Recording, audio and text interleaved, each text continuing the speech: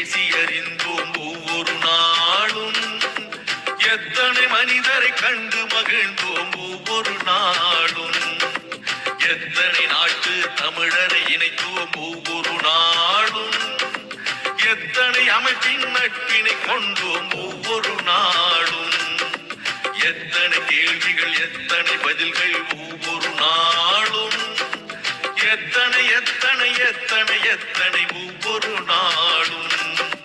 கலந்துரையாடுவோம் கலந்துரையாடுவோம் கலந்துரையாடுவோம்.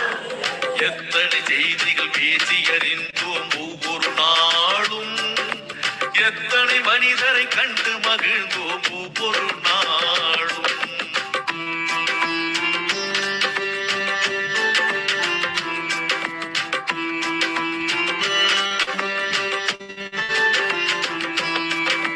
திருக்குறள் வாழ்த்து பாடினோம், இசை தமிழ் பாடலும் பாடினோம். அறிவு வளர்ச்சிக்கு தேவைப்படும் வழி அனைத்தும் அனைத்தும் தேடினோம். ஆற்றல் மிகுந்த மனிதரை எல்லாம் தேடி தேடி ஓடினோம். அவர் உரை முடிந்த பின்னால் நாமும் அவருடன் கலந்து பேசினோம். உடல் நலம் பேசினோம், மனநலம் பேசினோம். பேச வேண்டிய வாழ்வின் செய்திகள் அடுக்கி அடுக்கி பேசினோம். சான்றிதழ் தந்தோம், வலையொலி தந்தோம், அன்பும் நன்றியும் போற்றினோம்.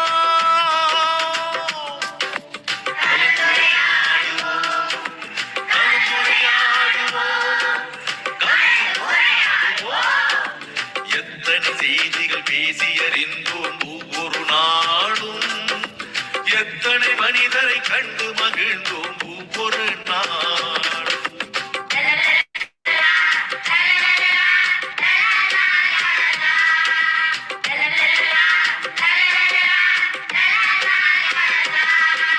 சங்க தமிழும் பேசினோம், இன்றைய தமிழும் பேசினோம்.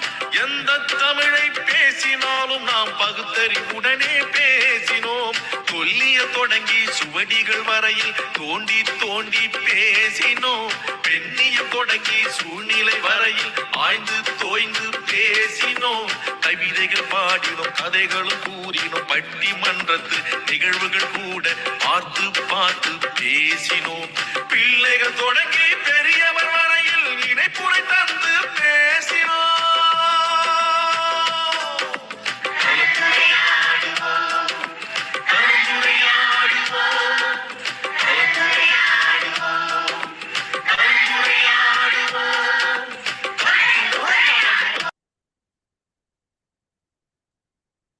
அனைவருக்கும் வணக்கம். இன்றைய நிகழ்ச்சியின் 2120 இன்றைய சிறப்பழைப்பாளர் ஐயா அவர்களை கலந்துரையாடுவோம் பேரவையின் சார்பாக வருக வருக என வரவேற்கிறோம். நிகழ்ச்சி குரலும் பொருளும் கூறுவதற்கு சகோதர சகோதரிகளை வரவேற்கிறோம். குரலும் பொருளும் வரலாற்று செய்திகள் வழங்குவதற்கு டெல்லியா பிரம்மநாயகம் ஐயா அவர்களை வரவேற்கிறோம். இசைப்பாடல் வழங்குவதற்கு செந்தமிழ் பாடகை பாகியலட்சுமி அம்மா அவர்களையும் தென்மொழி பண்ண நீகவரசன் ஐயா அவர்களையும் அன்புடன் அழைக்கிறோம். நிகழ்ச்சியின் முதல் பகுதியாக இன்றைய குரல் கூறுவதற்கு சுவாதி அக்கா அவர்களை அன்புடன் அழைக்கிறேன். நன்றி. அனைவருக்கும் வணக்கம். அதிகாரம் 40. கல்வி. தாமேன் ஒருவது உலகின் புறங்கண்டு காமொருவர் கற்றறிந்தார். பொருள்: கல்வியால் தாமும் உலகும் மகிழ் கண்டும் கற்றவர் மேன்மேலும் விரும்பி கற்ப தோன்றும். அனைவருக்கும் நன்றி, வணக்கம். நன்றிங்க அக்கா. அடுத்ததாக தர்ஷன் அக்கா அவர்களை அன்புடன் அழைக்கிறேன்.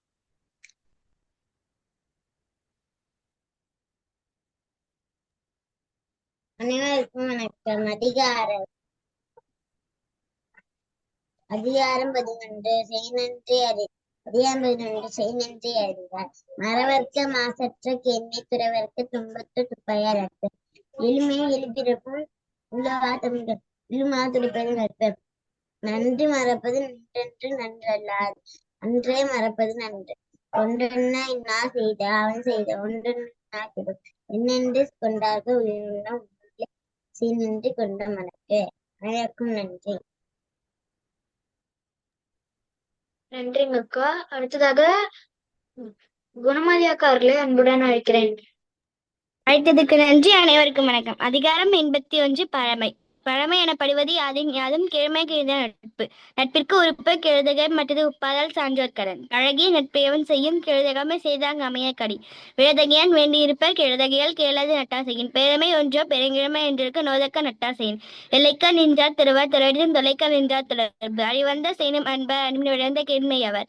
கேளிருக்கும் கேளா கெழுதகமை வல்லார்க்கு நாளிருக்கும் நட்டாசையின். கேடா வழிவந்த கேண்மையார் கேண்மை விடார் விழையும் உலகு. விழையார் விழையப்படுவர் பழையாக்கன் பண்பின் தலைப்பிரியாதார். நன்றி. நன்றிங்கக்கா. அடுத்ததாக பிரதிபாக்கா அவர்களை அன்புடன் அழைக்கிறேன். வணக்கம். அழைத்ததுக்கு நன்றி. அதிகாரம் 61. மடியின்மை. குடியென்னும் குன்றா விளக்கம். மடி என்னும் மாசரம் ஆய்ந்து கேள்.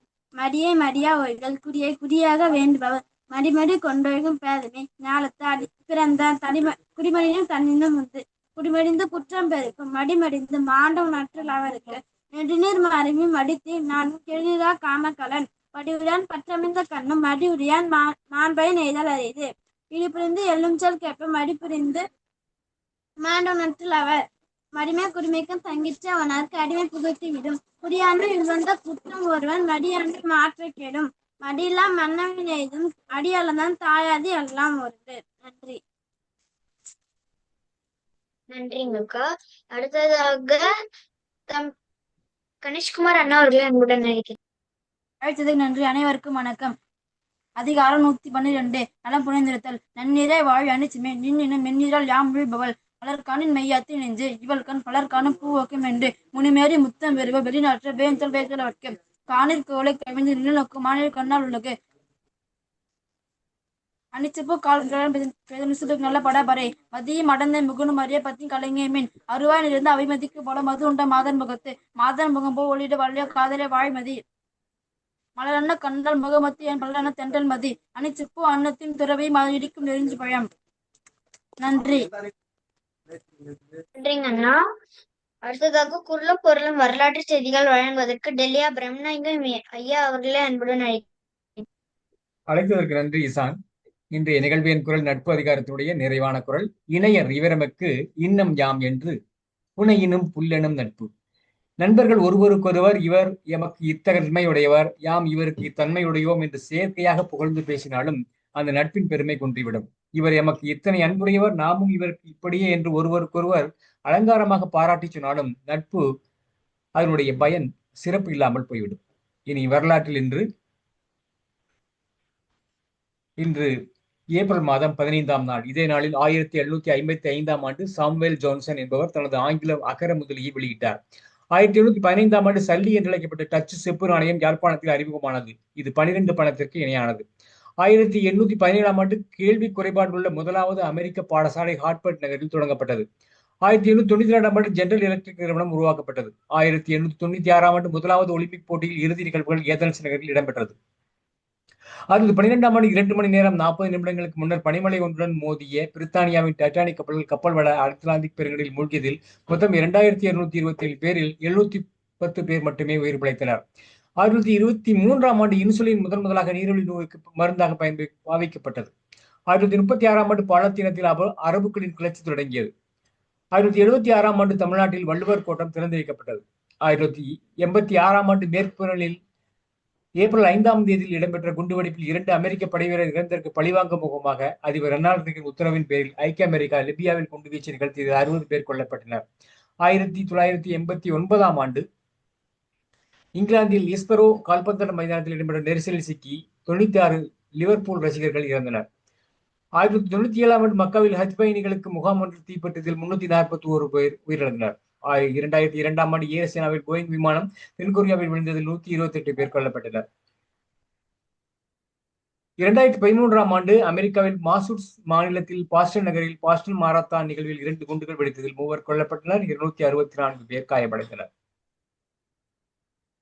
இதே நாளில் அரசியல்வாதியும் எழுத்தாளருமான கோவிந்தன் 15ஆம் ஆண்டு பிறந்தார். இன்றைய நாளினுடைய மேலும் சில சிறப்புகள். லியோனார்டோ டாவின்ஸ்கி உலக புகழ்பெற்ற மோனலிசா ஓவியத்தை வரைந்த லியோனார்டோ டாவின்ஸ்கி 1452ஆம் ஆண்டு ஏப்ரல் 15 இத்தாலியில் பிளாரன்ஸ் நகரில் பிறந்தார்.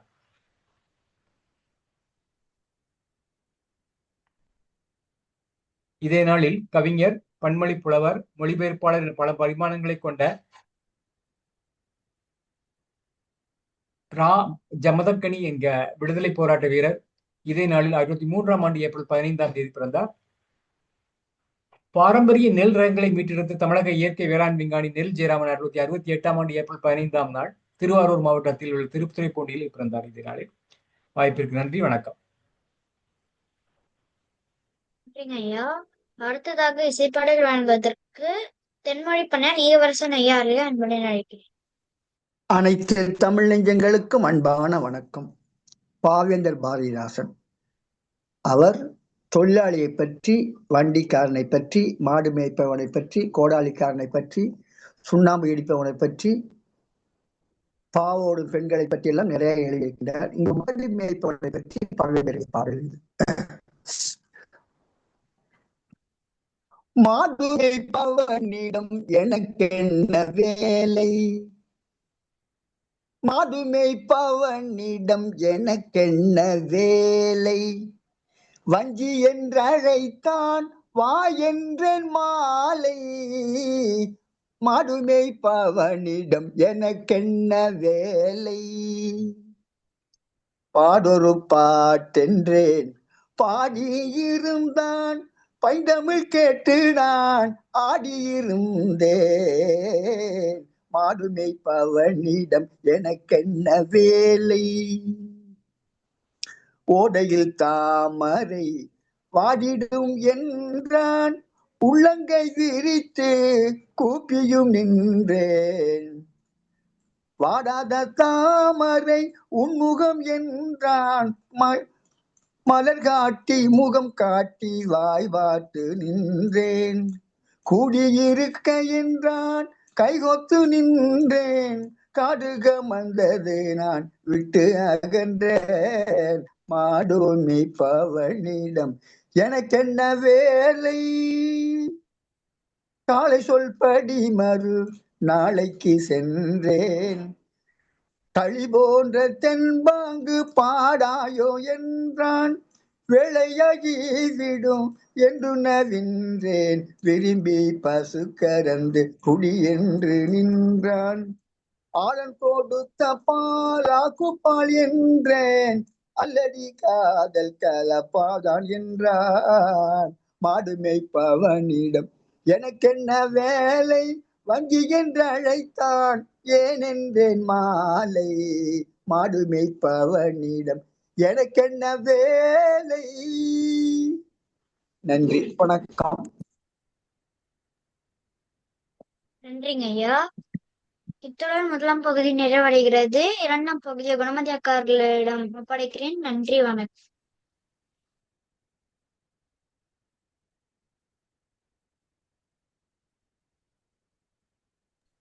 அழகை பகிருங்க.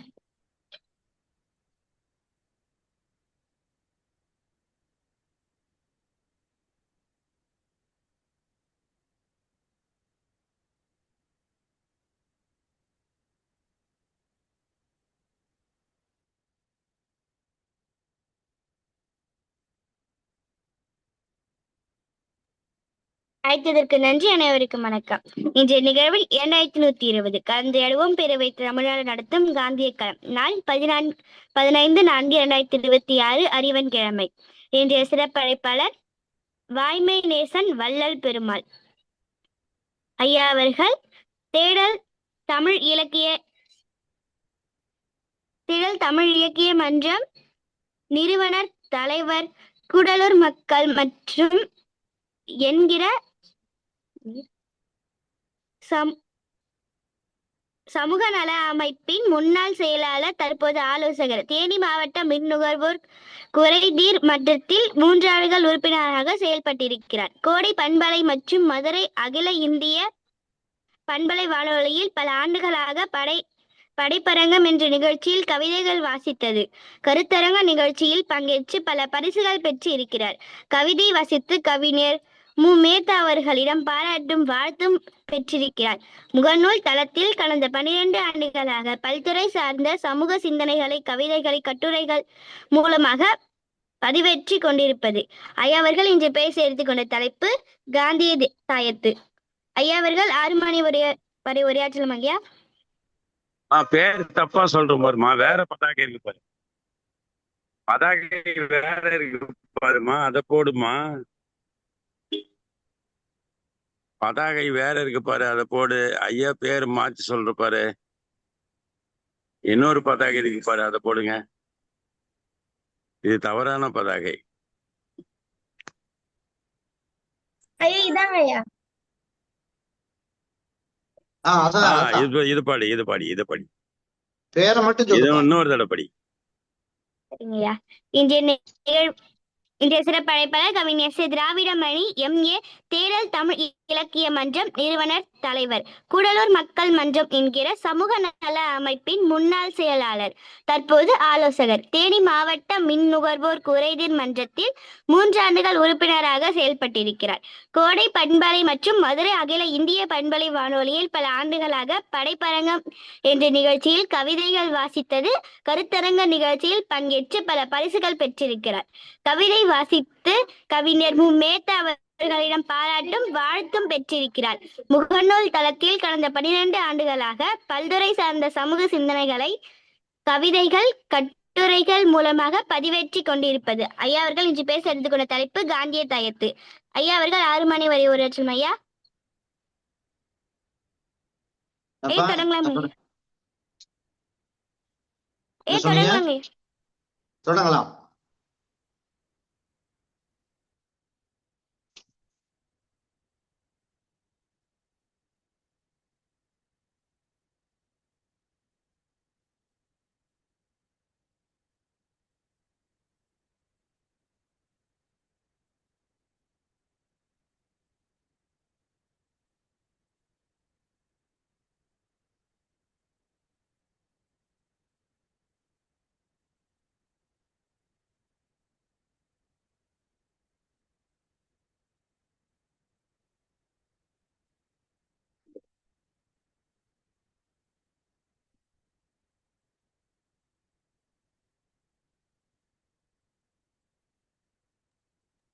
எனக்கு ஐயா தொடருங்க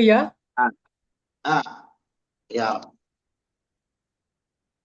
கலந்துரையாடுவோம் பேரவை நிகழ்ச்சி எத்தனாவது நிகழ்ச்சிங்க? 2120. 2120வது நிகழ்விலே இன்றைக்கு காந்திய காலம் காண்கிறோம். இந்த நிகழ்வின் தலைமை ஒருங்கிணைப்பாளர் பேராசிரியர் ஐயா தமிழ்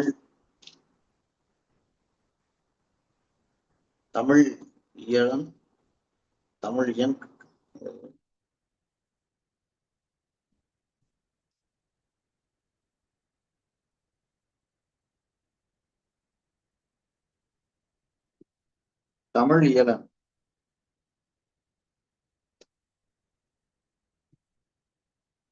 இன்றைய நிகழ்வின் தலைமை ஒருங்கிணைப்பாளர் பேராசிரியர் தமிழ் இயலன் கண்ணம்மாள் அவர்களே, ஐயா திருக்குறள் காமராஜர் ஐயா அவர்களே, பிரம்மநாயகம் அவர்களே, பிரேமா அவர்களே, யாஸ்மின் அவர்களே, அன்னபூரணி அம்மா அவர்களே, நீதியரசர் ஐயா நடராஜன் ஐயா அவர்களே, மற்றும் இந்த நிகழ்வில் ஒருங்கிணைப்பு செய்து கொண்டிருக்கிற குழந்தை செல்வங்கள் பிரதீபா,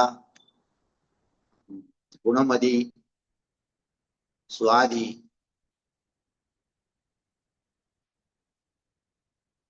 அனைவருக்கும் மற்றும் பெயர்கள் சரியாக தெரியவில்லை. இந்த நிகழ்விலே வந்திருக்கின்ற அனைவருக்கும் என்னுடைய சிறந்தார்ந்த வணக்கத்தை தெரிவித்துக் கொள்கிறேன். இன்றைய நிகழ்வில் காந்திய களம் தலைப்பு வந்து காந்திய தாயத்து. காந்திய தாயத்து என்பது ஒரு புத்தகம். இந்த புத்தகத்தை எழுதியவர் முனைவர் சுந்தரா ஆவுடையப்பன் அவர்கள். அவர் முன்னாள் அகில இந்திய வானொலியினுடைய நிகழ்ச்சி தலைவர். அவர் அந்த நிகழ்வுகளே ஒவ்வொரு காலையிலும் காந்தியை பற்றிய சின்ன சின்ன குறிப்புகளை தன்னுடைய குரல் வழியாக அவர் அதை நிகழ்ச்சியில் கொண்டு வந்தது. அதை அவர் நூலாக்கம் செய்திருக்கிறார். அது சின்ன சின்ன குட்டி குட்டி தகவல்கள் அடங்கிய ஒரு குழந்தைகள் படிப்பதை போன்ற ஒரு இது என்ன என்று அனைவரும் படிக்க வேண்டும். இந்த புத்தகத்தில் 31 தலைப்புகள், சிறு சிறு தலைப்புகள். சின்ன சின்ன நிகழ்வுகள், அந்த நிகழ்வுகளை மிக அழகாக அவர் வந்து இந்த காந்திய தாயத்து என்று சொல்லியிருக்கிறார். தாயத்து என்றால் நாம் மாய மந்திரங்கள் சார்ந்த ஒரு சிந்தனையில் தான் நாம் செல்வோம். இந்த தாயத்து என்பது காந்திய தாயத்து. தாயத்து என்பது கையில் கட்டுவார்கள், இடுப்பில் அணிவார்கள், கழுத்தில் அணிந்து கொள்வார்கள். இதுதான் நாம் அறிந்த தாயத்து. இந்த தாயத்து காந்திய தாயத்து. இது நம்மளுடைய நெஞ்சகத்திலே நிலைநிறுத்தக்கூடிய தாயத்து. அதுதான் அந்த தலைப்பை அவர் வைத்திருக்கிறார், முனைவர் சுந்தர ஆவுடையப்பன் அவர்கள். இதுல குழந்தைகள் இருக்கிறதுனால இந்த இந்த புத்தகத்தை நான் வந்து இதுல இருந்து சில தலைப்புகளை நான் வந்து பகிர்ந்துக்கலாம் அப்படின்னு நான் நினைக்கிறேன். குழந்தைகளுக்கு மிகவும் பயனுள்ள ஒரு புத்தகம் இந்த புத்தகம். இதுல வந்து மீண்டும் இயேசுநாதர் அப்படின்னு சொல்லி ஒரு தலைப்பு வருது, ஒரு செய்தி. அந்த செய்தியில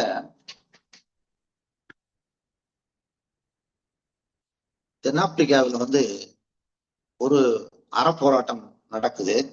அந்த அறப்போராட்டத்தில் வெள்ளையர்களுடன் ஒரு புரிந்துணர்வு ஒப்பந்தம் செய்து கொள்கிறார்கள். அந்த ஒப்பந்தத்தில் சில கருத்துக்கள் அதில் இடம்பெற்று காந்தியடிகள் அதை உருவாக்கி அதில் வந்து ஒரு சமாதானமான ஒரு நிலைமை ஏற்படுகிறது. அந்த ஒப்பந்தம் அதை நிறைவேற்றிக் கொள்ளலாம் என்று இருதரப்பிலும் பேசினாலும் அதில் ஒரு சிலர் அந்த ஒப்பந்தத்திற்கு முரணாக இருக்கிறார்கள். அவரை காந்தியினுடைய செயல்பாடுகள் வந்து அவர்களுக்கு பிடிக்கவில்லை. அவர்களை அந்த ஒப்பந்தத்தில் உள்ள நல்ல நல்ல விஷயங்கள் எல்லாம் இருக்கிறது என்று சொல்லி அவர்களை புரிய வைப்பதற்கு காந்திஜி எடுத்துக்கொண்ட அந்த முயற்சி வந்து பலனளிக்கவில்லை. அவர்கள் அதை கேட்பதாக இல்லை. அப்படி இருக்கும் பொழுது ஒப்பந்தத்தில் கையெழுத்து போடுவதற்காக காந்தியடிகள் அந்த வெள்ளையர்கள் வாழும் வீதி வழியிலே அந்த நிர்வாகி வீட்டிற்கு சென்று கொண்டிருக்கிறார். அப்பொழுது அவரை வழிமறித்து ஒரு இளைஞன் வழிமறித்து வாக்குவாதம் செய்கிறார். அவர் பேர் மீர் ஆலம். வாக்குவாதம் செய்து 2 பேருக்கும் வாக்குவாதம் செய்து இவர் கோபமாக மீராலம் பேசுகிறார். காந்தியடிகள் அவரை சாந்தப்படுத்தி அப்படியெல்லாம் இல்லை, இந்த ஒப்பந்தத்தில் இன்னென்ன நன்மைகள் இருக்கிறது, மிச்சம் மீதியை வந்து பிறகு பேசி அதை தீர்த்து கொள்ளலாம் என்கிற அந்த நிலையிலே அவருக்கே உரிய அந்த அகிம்சை வழியை அவர் கடைபிடித்து அவரிடம் பேசிக் கொண்டிருக்கிறார். ஆனால் அவர் கேட்கவில்லை. கேட்காமல் கோபம் ஆத்திரம் ஏற்பட்டு மூர்க்கத்தனமாக காந்தியடிகளை தாக்க ஆரம்பிக்கிறார். அப்பொழுது தலை, நெற்றி, உதடு இப்படி போன்ற இடங்களில் எல்லாம் அவருக்கு காயமடைந்து மயங்கி சாகின்ற அளவில தாக்குதல் பலமாக இருந்தது. இதை கண்ட வெள்ளையர்கள், அந்த பகுதியில் இருந்த வெள்ளையர்கள் அந்த மீர ஆழத்தை பிடித்து காவல்துறை வசம் ஒப்படைத்து விட்டு அருகில் இருந்த ஒரு பாதிரியார் இல்லத்திற்கு மகாத்மா காந்தியை தூக்கி செல்கிறார்கள். தூக்கி சென்று உள்ளே சென்று அவருக்கு மருத்துவரை வரவழைத்து ஒரு முதலுதவி சிகிச்சை வழங்கப்பட்டு பின்னர் இரத்த போக்குகளை எல்லாம் தடுத்து எல்லா இடங்களிலுமே தையல் போடும் நிலையிலே அந்த காயங்கள் இருந்திருக்கின்றன. உதட்டில எல்லாம் தையல் போட்டு ரத்தம் வடிந்து கொண்டிருக்கிறது. உதட்டில எல்லாம் வந்து தையல் போட்டு கொண்டிருக்கிறார்கள். அப்பொழுது காந்தியடிகள் மெதுவாக கண்ணை திறக்கிறார். காந்தியடிகளை சுற்றி வெள்ளையர்கள் பிரார்த்தனை செய்து கொண்டிருக்கிறார்கள். இவர் நலம் பெற வேண்டும் என்று பிரார்த்தனை செய்கிறார்கள். அதை வந்து காந்தியடிகள் பார்க்கிறார். பார்த்துவிட்டு வாயை திறந்து சொல்வதற்காக வாயை திறக்கிறார். நீங்கள் ஒன்றும் பேச வேண்டாம், உங்கள் உதட்டிலே வந்து மிகுந்த காயம் இருக்கு, தையல் போடப்பட்டிருக்கிறது, அதனால் பேச வேண்டாம் என்று சொல்லுகிறார். இருந்தாலும் அவர்களுடைய அந்த வேண்டுகோளை எல்லாம் மறுத்துவிட்டு அவர் பேச ஆரம்பிக்கிறார். அவர் பேச ஆரம்பித்த முதல் வார்த்தை என்னவென்றால், மீர் ஆலம் எங்கே என்றுதான் அவர் கேட்கிறார். மீர் ஆலம் எங்கே? அப்ப மீர் ஆலத்தை நாங்கள் காவல்துறை வசம் ஒப்படைத்து விட்டோம். அவனுக்கு உரிய தண்டனை கிடைக்கும் என்று நீங்கள் ஒன்றும் கவலைப்பட வேண்டாம் என்று அந்த வெள்ளையர்கள் அவருக்கு ஆறுதல் சொல்கிறார்கள். ஆனால் காந்தியடிகள் சொன்னது, வேண்டாம், மீராலத்தை விட்டு விடுங்கள், அவன் அறியாமையிலே செய்து விட்டான், அவனுக்கு எந்த தொல்லையும் வரக்கூடாது என்று அவர்களிடம் கேட்கிறார் காந்திஜி. சுற்றி இருந்த வெள்ளையர்கள் அனைவரும் ஒருவரை பார்த்துக் கொள்கிறார்கள். இங்கே இருப்பவர் தான் இயேசுநாதர் என்று ஒரு வியப்பாக அந்த மனிதரை பார்க்கிறார். அதுதான் வந்து காந்தியடிகளுடைய அடிப்படையான குணாம்சம் என்பதை நாம் இன்றைய காலகட்டத்தில் பலரும் மறந்து தெரிகிறார்கள், வரலாற்றை திசை திருப்பிக் கொண்டிருக்கிறார்கள். அதற்கு மீண்டும் இயேசுநாதர் என்ற ஒரு தலைப்பில் இந்த இந்த சம்பவத்தை அவர் குறிப்பிட்டிருக்கிறார் ஆசிரியர் சுந்தர ஆவணியப்பன் அவர்கள்.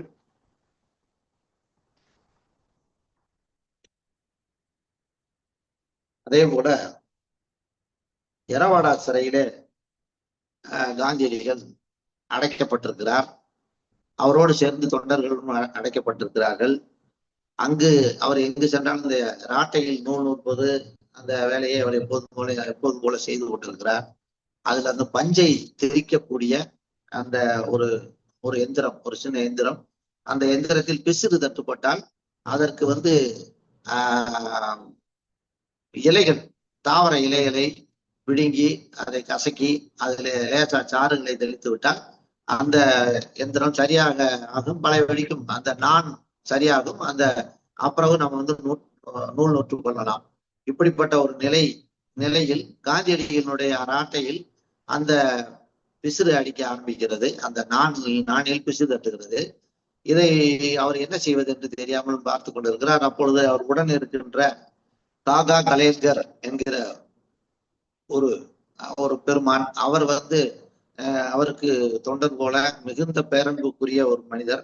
அவர் சொல்லுகிறார், சிறைச்சாலைக்குள் இருக்கக்கூடிய ஏதாவது ஒரு மரத்திலே இருக்கக்கூடிய இலைகளை பறித்து நான் வரட்டுமா என்று காந்தியடிகள் கேட்கிறார்.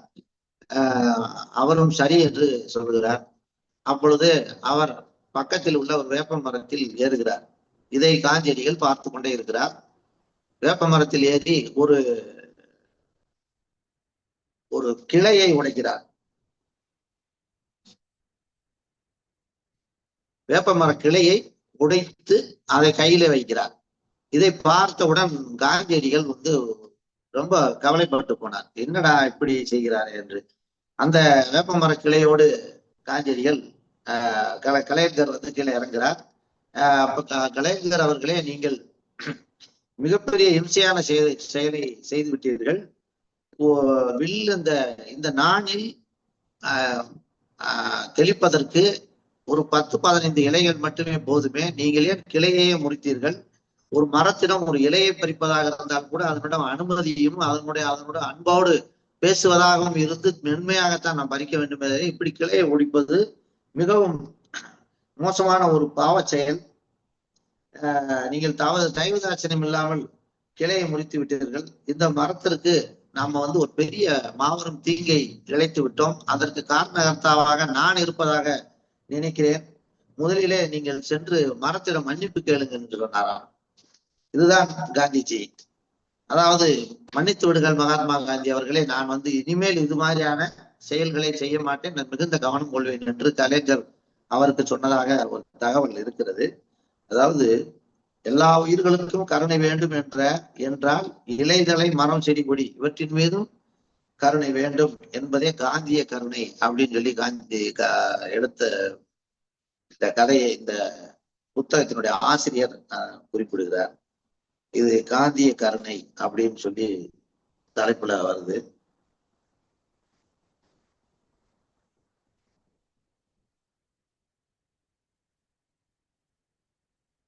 அதே போல மகாத்மா காந்தி தென்னாப்பிரிக்காவிலிருந்து இந்தியா திரும்பி வருகிறார். திரும்பி பல்வேறு தேசிய ஆக்க பணிகளில் ஈடுபட்டு வருகிறார். அப்போது பீகார் மாநிலத்திலே சம்ப்ரான் என்கிற பகுதியில் வெள்ளைக்கார தோட்ட முதலாளிகள் வசம் இந்திய விவசாயிகள் ஒத்துழைமைகளாக வேலை செய்து கொண்டு மிகுந்த துன்பத்தை அனுபவித்து வருவதாக காந்தியடிகள் அறிகிறார். இதை அறிந்தவுடன் அவருக்கு மனம் கொள்ளாமல் அந்த சம்ப்ரான் பகுதிக்கு செல்கிறார். அங்கே வெள்ளைக்கார தோட்ட முதலாளிகளுக்கு எதிராக விவசாயிகளை ஒன்று திரட்டி அவர்கள் அமைதி வழியில் போராட்டம் நடத்துவதற்கு என்ன வழியில் நாம் போராட வேண்டும் என்கிற திட்டத்தை அவர் தீட்டுகிறார். அந்த அநீதிக்கு எதிரான போராட்டத்தை அவர் துவங்க ஆரம்பிக்கிறார். இதை அறிந்த அந்த வெள்ளைக்கார தோட்ட முதலாளிகள் பலருக்கும் காந்தியின் மீது மிகுந்த ஒரு கோபம் உண்டாகிறது. அதுல குறிப்பாக ஒரே ஒரு வெள்ளைக்கார முதலாளி மிகுந்த பயங்கரமான கோபத்தை காந்தியடிகள் மீது தன்னுடைய வன்மத்தை உள்ளுக்குள் வைத்திருப்பதாக காந்தியடிகள் அறிகிறார். அதாவது காந்தியடிகளை கொன்றுவிட வேண்டும் என்கிற அளவில் அவருக்கு கோபம் மிகுதியாக இருந்ததாக அவருக்கு தகவல் வருகிறது. இதை அறிந்த காந்தியடிகள் ஒரு நாள் நள்ளிரவு அந்த சொன்ன அந்த முதலாளியினுடைய அந்த வெள்ளைக்கார முதலாளியினுடைய வீட்டிற்கு இரவிலே செல்லுகிறார். இரவு நேரத்திலே சென்று கொண்டிருக்கும் போது அங்கு போய் அவர் அந்த வீட்டின் முன்னே கதவை தட்டுகிறார். உள்ளிருந்து அந்த வெள்ளைக்கார முதலாளி கதவை திறந்து பார்த்தால் வெளியிலே ஒரு ஒரு ஒரு மெலிந்த தேகம், மிகுந்த தேஜஸான ஒரு நல்ல ஒரு தீட்சண்யமான பார்வையோடு அவருடைய கண்ணை எதிர்நோக்கி பார்த்து கொண்டு ஒரு மனிதர் இருப்பதை பார்க்கிறார். இதற்கு முன் அவர் காந்தியடிகளை அவர் பார்த்ததில்லை. அதனால் அவர் கேட்கிறார், நீ யார் என்று இந்நேரத்தில் கதவை தட்டுகிறாய், யார் என்று கேட்கிறார். கேட்கும் போது அவர் சொல்கிறார், நான் தான் காந்தி என்றதும் அந்த வார்த்தையை கேட்டதுமே அவர் ஒரு நிமிடம், ஒரு கணம் அவர் உள்ளுக்குள்ளே ஓடுகிறது. என்னடா ஒரு நிராயுதபாணியாக நாம் கடும் கோபத்துல இருக்கிறோம்னு தெரிஞ்சோம். அவர் நிராயுதபாணியாக யாருடைய துணையும் இல்லாமல் இங்கு நம்மை பார்க்க வருகிறாரு. இவர் எப்படிப்பட்ட ஒரு மகானாக இருப்பார் என்று அந்த நேரத்துல அந்த வெள்ளைக்காரருக்கு ஒரு எண்ணம் தோன்றுகிறது. இவர் மீது மிகுந்த ஒரு அபிமானமும் ஒரு மரியாதையும் உண்டாகிறது. அப்பொழுது அவர் சொல்கிறார், நான் உங்களை உங்கள் மீது நான் மிகுந்த கோபம் கொண்டிருந்தேன் என்பது உண்மைதான். ஆனால் உங்களை பார்த்த அந்த கணத்திலேயே என்னால் உங்களை முழுமையாக அறிந்து கொள்ள முடிகிற அளவுக்கு எனக்கு ஒரு உள்ளுணர்வு ஏற்படுகிறது. ஐயா, உள்ளே வாருங்கள், உட்கார்ந்து அமர்ந்து பேசுவோம் என்று அவரை உள்ளே அழைத்து மரியாதையாக பேசினார் என்று இந்த தகவல் வருகிறது. அதுதான் காந்தியடிகள். இதுதான் காந்தியடிகள். இந்த காந்தியடிகளுடைய வழி எப்படிப்பட்ட வழி என்பதை நாம் அறிய முடிகிறது. அவருடைய ஒவ்வொரு நடவடிக்கையும், ஒவ்வொரு அடியும், அவர் எடுத்து வைக்கின்ற ஒவ்வொரு அடியும் அகிம்சையை நோக்கி, மிகுந்த ஒரு அன்பை நோக்கித்தான் அவர் பயணித்திருக்கிறார் என்பதை அவருடைய வரலாறை நாம் படிக்கும் பொழுது வரிக்கு வரி அதுதான் நமக்கு தென்படுகிறது. அப்படிப்பட்டவர் பகைவரை நண்பராக்கிய ஒரு சூழ்நிலையை உருவாக்கினார் என்றால் நாம் எந்த அளவுக்கு நாம் கற்றுக்கொள்ள அவர் நமக்கு நிறைய தன்னுடைய வாழ்க்கையை அர்ப்பணித்திருக்கிறார் என்பதை நாம் இதிலிருந்து புரிந்து கொள்ளலாம்.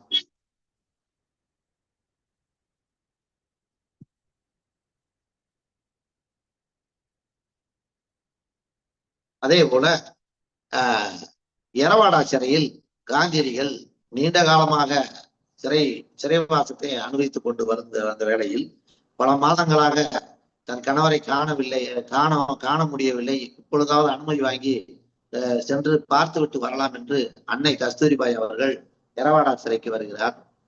அப்பொழுது எரவாடா சிறையில் அவருக்கு அனுமதி கொடுக்கப்படுகிறது. 15 நிமிடங்கள் நீங்கள் பார்த்து பேசிவிட்டு வரலாம் என்று அவருக்கு அனுமதி தரப்படுகிறது. காவலர்கள் கஸ்தூரிபாவை அழைத்து கொண்டு காந்தியடிகள் இருக்கும் சிறை அறையின் முன்னே நிறுத்தி நீங்கள் பேசுங்கள் என்று சொல்லிவிட்டு அவர்கள் போய்விடுகிறார்கள். அப்பொழுது அந்த சிறை கம்பிகளுக்கு உள்பக்கம் அண்ணலும் இந்த பக்கம் அன்னையும் நிற்கிறார்கள்.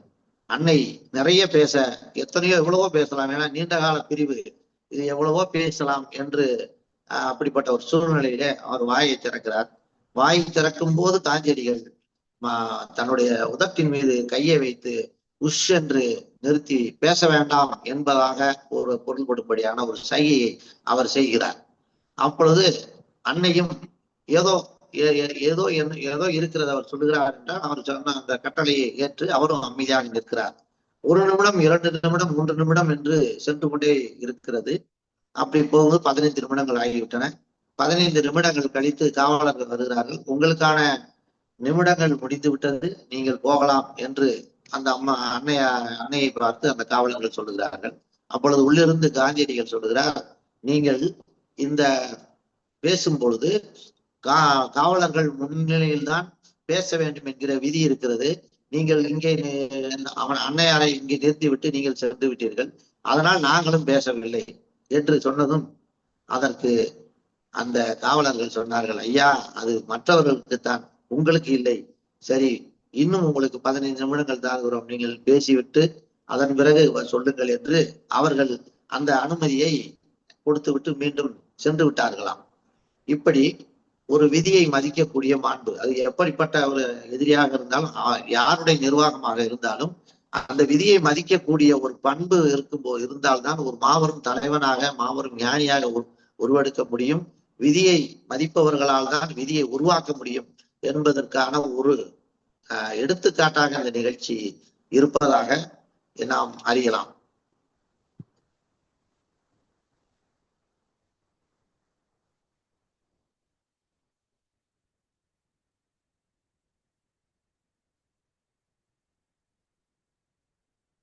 அதே போல இன்னொரு நிகழ்ச்சி. இந்த நிகழ்ச்சி வந்து யாரிடம் கோபப்படலாம் என்கிற ஒரு தலைப்புல ஒரு ஒரு ஒரு நிகழ்வு. அந்த நிகழ்வு என்னவென்றால், மகாத்மா காந்தியடிகள் வந்து ஒரு முறை ஒரு பம்பாயிலும் மிகப்பெரிய ஒரு செல்வந்தர் வீட்டிலே வந்து தங்கி இருக்கிறார். அவருக்கு அவருடன் அவருடைய தொண்டர்களும் இருக்கிறார்கள். அவர்களுக்கு நல்ல ஒரு உயர்தரமான விருந்து கொடுக்க வேண்டும் என்று அந்த வீட்டினர் அந்த சமையல் செய்து கொண்டிருக்கிறார்கள். தடபடலான விருந்து கொடுக்க வேண்டும், ஒரு தேச பிதாவாச்சே என்று அவருக்கு ஒரு மரியாதையுடன் அந்த செல்வந்தர் பெருமையுடன் அந்த வேண்டும் என்று ஆர்வத்தோடு செய்து கொண்டிருக்கிறார்கள். அப்பொழுது அங்கு உணவு தயாரிக்கக்கூடிய அந்த இடத்திலே வேலை செய்து கொண்டிருந்த ஒரு சிறுவனை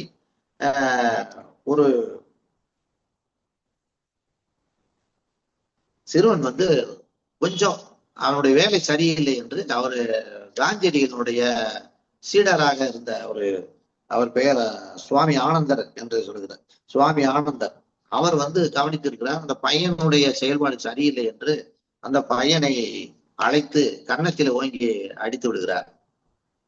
இது பையன் வழி தாங்க முடியாமல் அலறி சத்தம் போட்டு விட்டார். கன்னம் வீங்கி விட்டது. அந்த அளவுக்கு பலத்தை அடி கொடுத்து விட்டார்.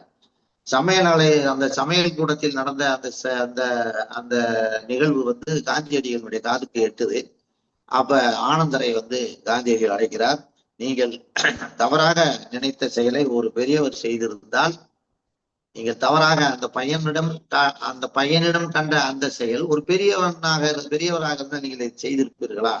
உங்கள் கோபத்தை அந்த பெரியவர் மீது இப்படி காட்டியிருப்பீர்களா? பாவம் அப்பாவி சிறுவன், அவனை இப்படி செய்து விட்டீர்களே, பேசாமல் அந்த சிறுவனிடம் சென்று மன்னிப்பு கேளுங்கள் என்று காந்தியடிகள் அந்த ஆனந்தருக்கு கட்டளை பிறப்பித்திருக்கிறார். அப்பொழுது அதை கேட்டு சரி என்று அந்த பையனிடம் மன்னிப்பு கேட்பதற்காக சுவாமி ஆனந்தர் செல்கிறார். இதை கவனித்த அந்த செல்வந்தர் வீட்டில் இருந்தவர்கள், ஐயா, நீங்கள் பெரிய ஒரு பெரிய ஞானியின் ஒரு தொண்டர், நீங்களும் மிகச்சிறந்த ஒரு பண்டிதர், இப்படிப்பட்ட ஒரு பெரியவர் வந்து ஒரு சாதாரணமான ஒரு வேலை செய்யக்கூடிய ஒரு சிறுவனிடம் சென்று மன்னிப்பு கேட்பது சரியில்லை, பின்னர் அவனை ஆறுதல் படுத்திக் கொள்ளலாம், நீங்கள் ஒன்றும் போக வேண்டாம் என்று அவரை தடுத்து விட்டார்கள். அவரும் பேசாமல் நின்று விட்டார். பிறகு பிரார்த்தனை செய்கிறார்கள். காந்தியடிகள் பிரார்த்தனை செய்கிறார். பிரார்த்தனை செய்து முடித்த பிறகு கவனமாக ஆனந்தரை கூப்பிட்டு, என்ன அந்த சிறுவனிடம் மன்னிப்பு கேட்டீர்களா என்று கேட்கிறார். அப்பொழுது நடந்த விஷயத்தை ஆனந்தர் சொல்கிறார். இந்த மாதிரி வேண்டாம் என்று சொன்னார்கள், அதனால் நானும் பேசாமல் இருந்து விட்டேன் அப்படின்னு சொன்ன உடனே அப்ப அதுக்கு வந்து காந்தியடிகள் சொல்றாரு, குற்றம் இழைக்கப்பட்டவரிடம் மன்னிப்பு கேட்பது கூட அவருக்கு நாம் செய்யும் பரிகாரம் என்று ஒரு வார்த்தையை அவர் சொல்கிறார்.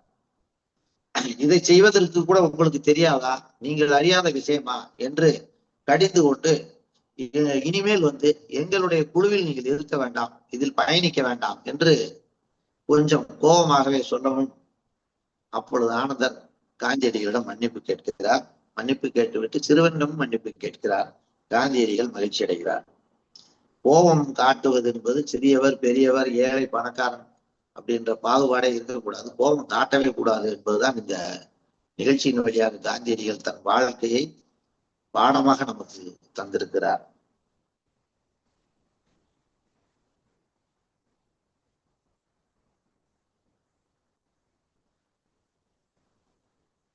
அதே போல போராட்டம் காந்தியடிகள் வந்து அறப்போராட்டம் காரணமாக பல முறை ஜெயிலுக்கு போயிருக்கிறாரு. அப்படி ஒரு முறை தென்னாப்பிரிக்காவில் இருக்கும்போது சிறைக்கு சென்றிருந்த சமயத்துல சிறை கைதிகளுக்கான உடையும் புல்லாவும் அவர்களுக்கு வழங்கப்பட்டிருக்கின்றன. அப்பொழுது காந்தியடிகளுக்கும் அதை வழங்கி இருக்கிறார்கள். அப்பொழுது அவர் விடுதலை செய்யப்படுகிறார். விடுதலை செய்யப்படும் பொழுது அவருக்கு வழங்கப்பட்ட அந்த கைதிக்கான அந்த தொப்பியை வெளியே எடுத்து செல்வதற்கு அனுமதி கேட்கிறார். அந்த சிறை நிர்வாகம் வெளியே எடுத்து செல்லுங்கள் என்று அனுமதியை அளித்து விட்டது. சிறையிலிருந்து வெளியே வந்த மகாத்மா காந்தி அந்த தொப்பியை மாதிரியாக வைத்து ஆயிரக்கணக்கான தொப்பிகளை அவர் வடிவமைத்து விட்டார். இனிமேல் போராட்டத்தில் கலந்து கொள்ளக்கூடிய யாவரும் இந்த தொப்பியை தான் அணிந்து கொள்ள வேண்டும் என்று தொண்டர்களுக்கு அவர் வந்து அதை கட்டாயமான ஒரு கட்டளை பிறப்பித்திருக்கிறார். சிறைக்கு வருபவர்களை அவமானப்படுத்த வேண்டும் என்ற நோக்கத்தோடு தான் இந்த குல்லாயில் இன்னும் தரப்படுகிறது என்பதை உணர்ந்ததனால் இந்த முறை இந்த திட்டத்தை மகாத்மா காந்தியடிகள் வகுத்திருக்கிறார். அது சிறை எது அவமான சின்னமாக கருதப்படுகிறதோ அதையே புனித சின்னமாக, புரட்சியின் சின்னமாக மாற்றும் வல்லமை மகாத்மா போன்ற ஒரு சிலரால் மட்டும்தான் முடியும் என்று நாம் இந்த நிகழ்வின் மூலமாக அறிய முடிகிறது. அதற்கு ஞானமும் துணிவும் இருந்தால் நாம் அது போன்ற ஒரு மகாத்மா போன்ற ஒரு காரியத்தில் நாம் தீவிரமாக செயல்பட முடியும் என்பது இந்த நிகழ்ச்சியின் வாயிலாக தெரிகிறது. அந்த அந்த தலைப்பு காந்தி குல்லாய் என்றே கொடுத்திருக்கிறார். காந்தி குல்லாய் இப்படித்தான் உருவாயிருக்கு. காந்தி தான் உருவாக்கி இருக்கிறாரு. காந்தி குல்லாய் உருவானதுக்கான காரணமும் இதுதான். அப்படித்தான் வந்தது. நாம் காந்தி குல்லாய் என்று சொன்னோம். அந்த காந்தி குல்லாய் எப்படி உருவானது என்பதற்கு இந்த நிகழ்வுகள் மூலமாக நாம் அறிய முடிகிறது. 1945 மகாத்மா காந்தி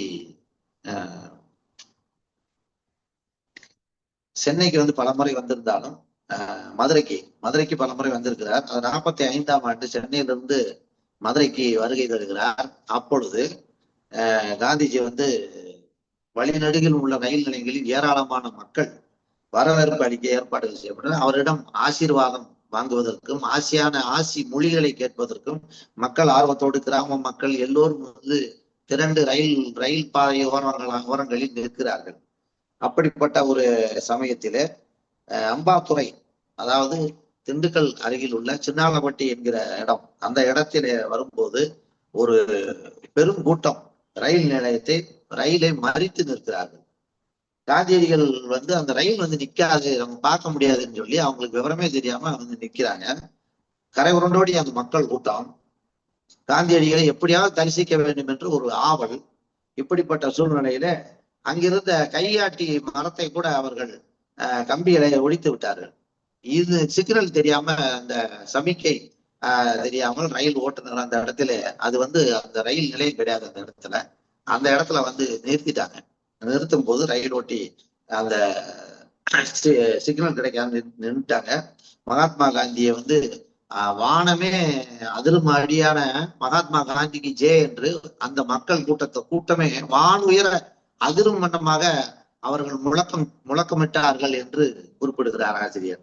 அப்படிப்பட்ட ஒரு அந்த இடத்தில்தான் இப்பொழுது காந்தி கிராமம் உருவாகி இருக்கிறது. அதை உருவாக்குவதற்கு பேருதவி புரிந்தவர்கள் சவுந்தரம் ராமச்சந்திரன் தம்பதியர் என்று சொல்கிறார்கள். அவர்கள்தான் இந்த காந்தியடிகளுக்காக அந்த காந்தி கிராமம் உருவாகி இருக்கிறது. அந்த காந்தி கிராமத்தில் இப்பொழுது நிறைய பல்கலைக்கழகம் இருக்கிறது. எல்லோரும் அறிந்த விஷயம்தான். பெரிய மனிதர்கள் நடந்தாலும் நின்றாலும் அந்த இடம் ஒரு வரலாறு, ஒரு பெரிய ஒரு எப்படி சொல்வது,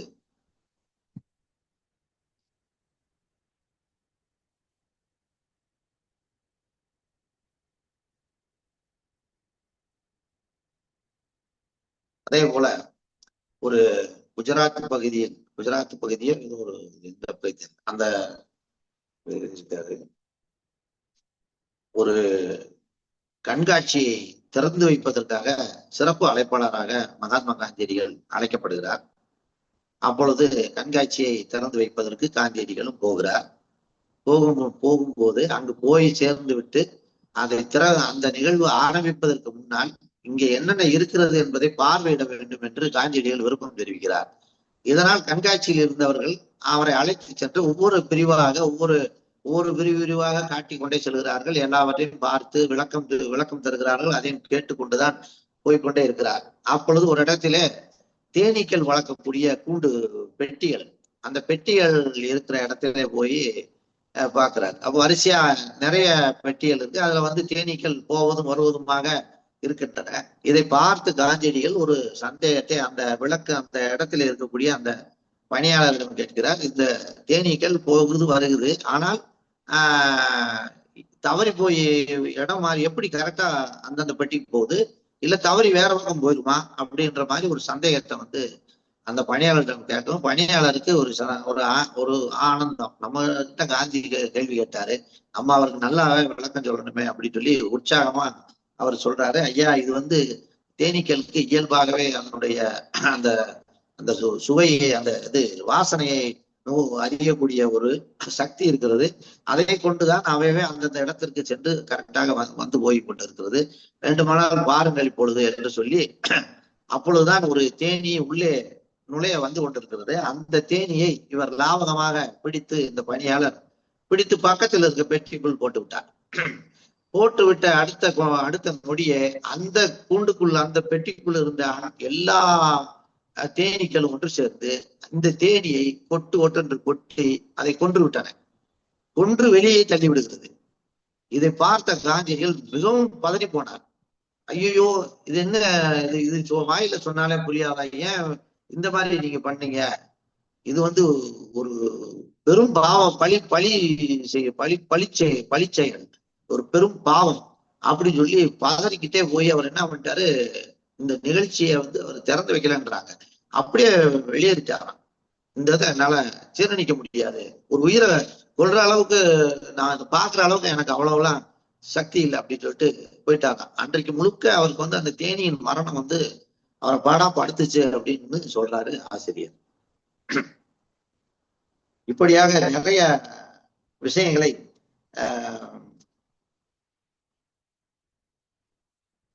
இந்த புத்தகத்துல பார்க்கலாம். சின்ன சின்ன இதுல இது வந்து குழந்தைகள் கண்டிப்பாக இந்த புத்தகத்தெல்லாம் வாங்கி படிங்க. நம்முடைய அந்த ஒருங்கிணைப்பாளர்கள் அடுத்த அந்த பகுதியில புத்தக கண்காட்சி போடும்போது இந்த காந்திய தாயத்தை வாங்கி படித்து இந்த சமூகத்திற்கு ஒரு நல்ல ஒரு கருத்துக்களை சொல்வதற்கு இந்த புத்தகத்தை பயன்படுத்தி கொள்ளலாம். அதே போல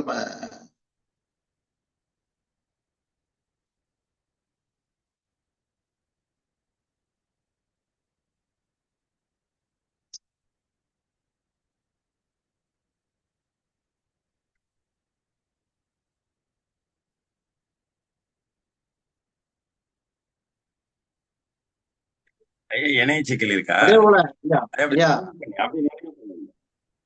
நேரம் ஆயிடுச்சு. இந்த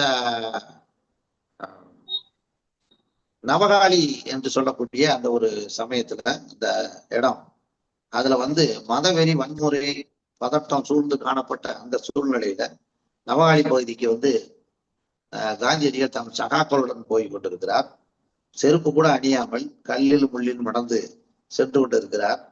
காந்தியடிகள் கிராமமாக எல்லா மக்களிடமும் சமாதானத்தை பேசிக் கொண்டிருக்கிறார்.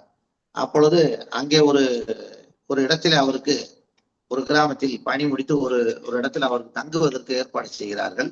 அவர் குளிப்பதற்காக ஒரு இடத்தையும் ஒதுக்கி கொடுத்து அங்கே தண்ணீர் துண்டு எல்லாவற்றையும் வைத்திருக்கிறார்கள். அவருடன் இருப்பவர்கள் பல செயலாளர்கள் எல்லாம் பல்வேறு பகுதிகளுக்கு சென்று விட்டார்கள். உடன் இருப்பவருடைய பேத்தி மனுபென் காந்தி தான் உடன் இருக்கிறார்.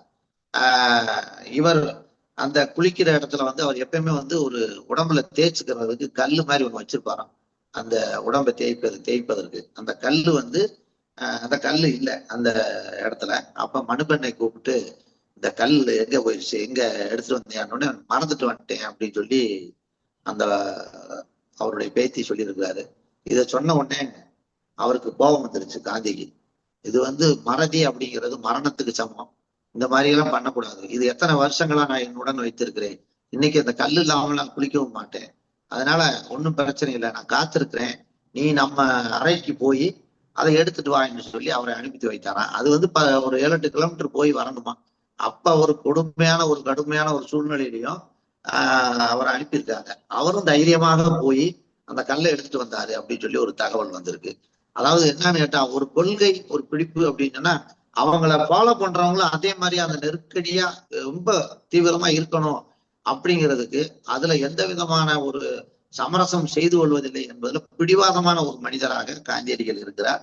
இது அந்த காலத்திற்கு சரியாக இருந்தால், இந்த காலத்தில் என்றால் இந்த காலத்துல 2 வீலர் அது இருந்திருக்கும், போய் எடுத்துட்டு வந்திருப்பாங்க, அவ்வளவுதான், வேற ஒண்ணும் இல்லை. ஆனா நடந்த சம்பவம் வந்து அந்த மனுபெண்ணும் அதை ஏற்று அந்த கல்லை எடுத்துட்டு வந்திருக்கிறாரு. அப்படிப்பட்ட ஒரு ஒரு பிடிவாதமான கொள்கை. பிடிவாதம் என்று சொல்றதை விட அதுதான் ஒரு மனித வாழ்க்கைக்கு நகர்வுக்கு அதுதான் சிறப்பானது. எந்த இடத்தில் நாம் நம்மை நாமே சமாதானம் செய்து கொண்டு ஒவ்வொரு இடத்தில் வளைந்து நெளிந்து குனிந்து ஒழிந்து போய் கொண்டே இருந்தால் நம்முடைய வாழ்க்கை, நம்முடைய வண்டி போய் சேர வேண்டிய இடத்திற்கு சேராது. நாமும் யாரையும் வழி நடத்த முடியாது என்பதற்கு காந்தியடிகளுடைய ஒவ்வொரு சம்பவங்களும் நமக்கு பாடங்களாக அமைகின்றன. இதுவரை நான் இதுல இருக்கிறதுல ஒரு சிலது நான் சொல்லியிருக்கிறேன். இதை மீண்டும் அடுத்த ஒரு நிகழ்விலே மற்ற தலைப்புகளை பற்றி நான் சொல்லுகிறேன் ஐயா. எனக்கு இந்த சிறந்த வாய்ப்பை அளித்த கலந்துரையாடல் களத்திற்கு என்னுடைய சிறந்தாழ்ந்த நன்றியையும் வணக்கத்தையும் தெரிவித்துக் கொள்கிறேன். உரை வழங்கி இன்றைய சிறப்பழைப்பாளர் திராவிட மணி ஐயா அவர்களுக்கு கலைஞரும் பிரிவின் சார்பாக நன்றிகள் தெரிவித்துக் கொள்கிறோம். தொடர்ந்து வார்த்தை வழங்குவதற்கு நீதியரசர் நடராசன் ஐயா அவர்கள் அழைக்கிறோம். தொடர்ந்து தயார் நிலையில் இருக்குமாறு திருக்குறள் காமராஜ் ஐயா அவர்கள் அன்புடன் கேட்டுக்கொள்கிறோம். அனைவருக்கும் வணக்கம். இன்று நமது சிறப்பு விருந்தினர் கவிஞர் திராவிடமணி அவர்கள் காந்திய தாயத்து என்ற சுந்தர ஆவடையப்பன் அவர்கள் எழுதிய நூலினை பற்றிய தரவுகளை நமக்கு தொகுத்து வழங்கினார்கள்.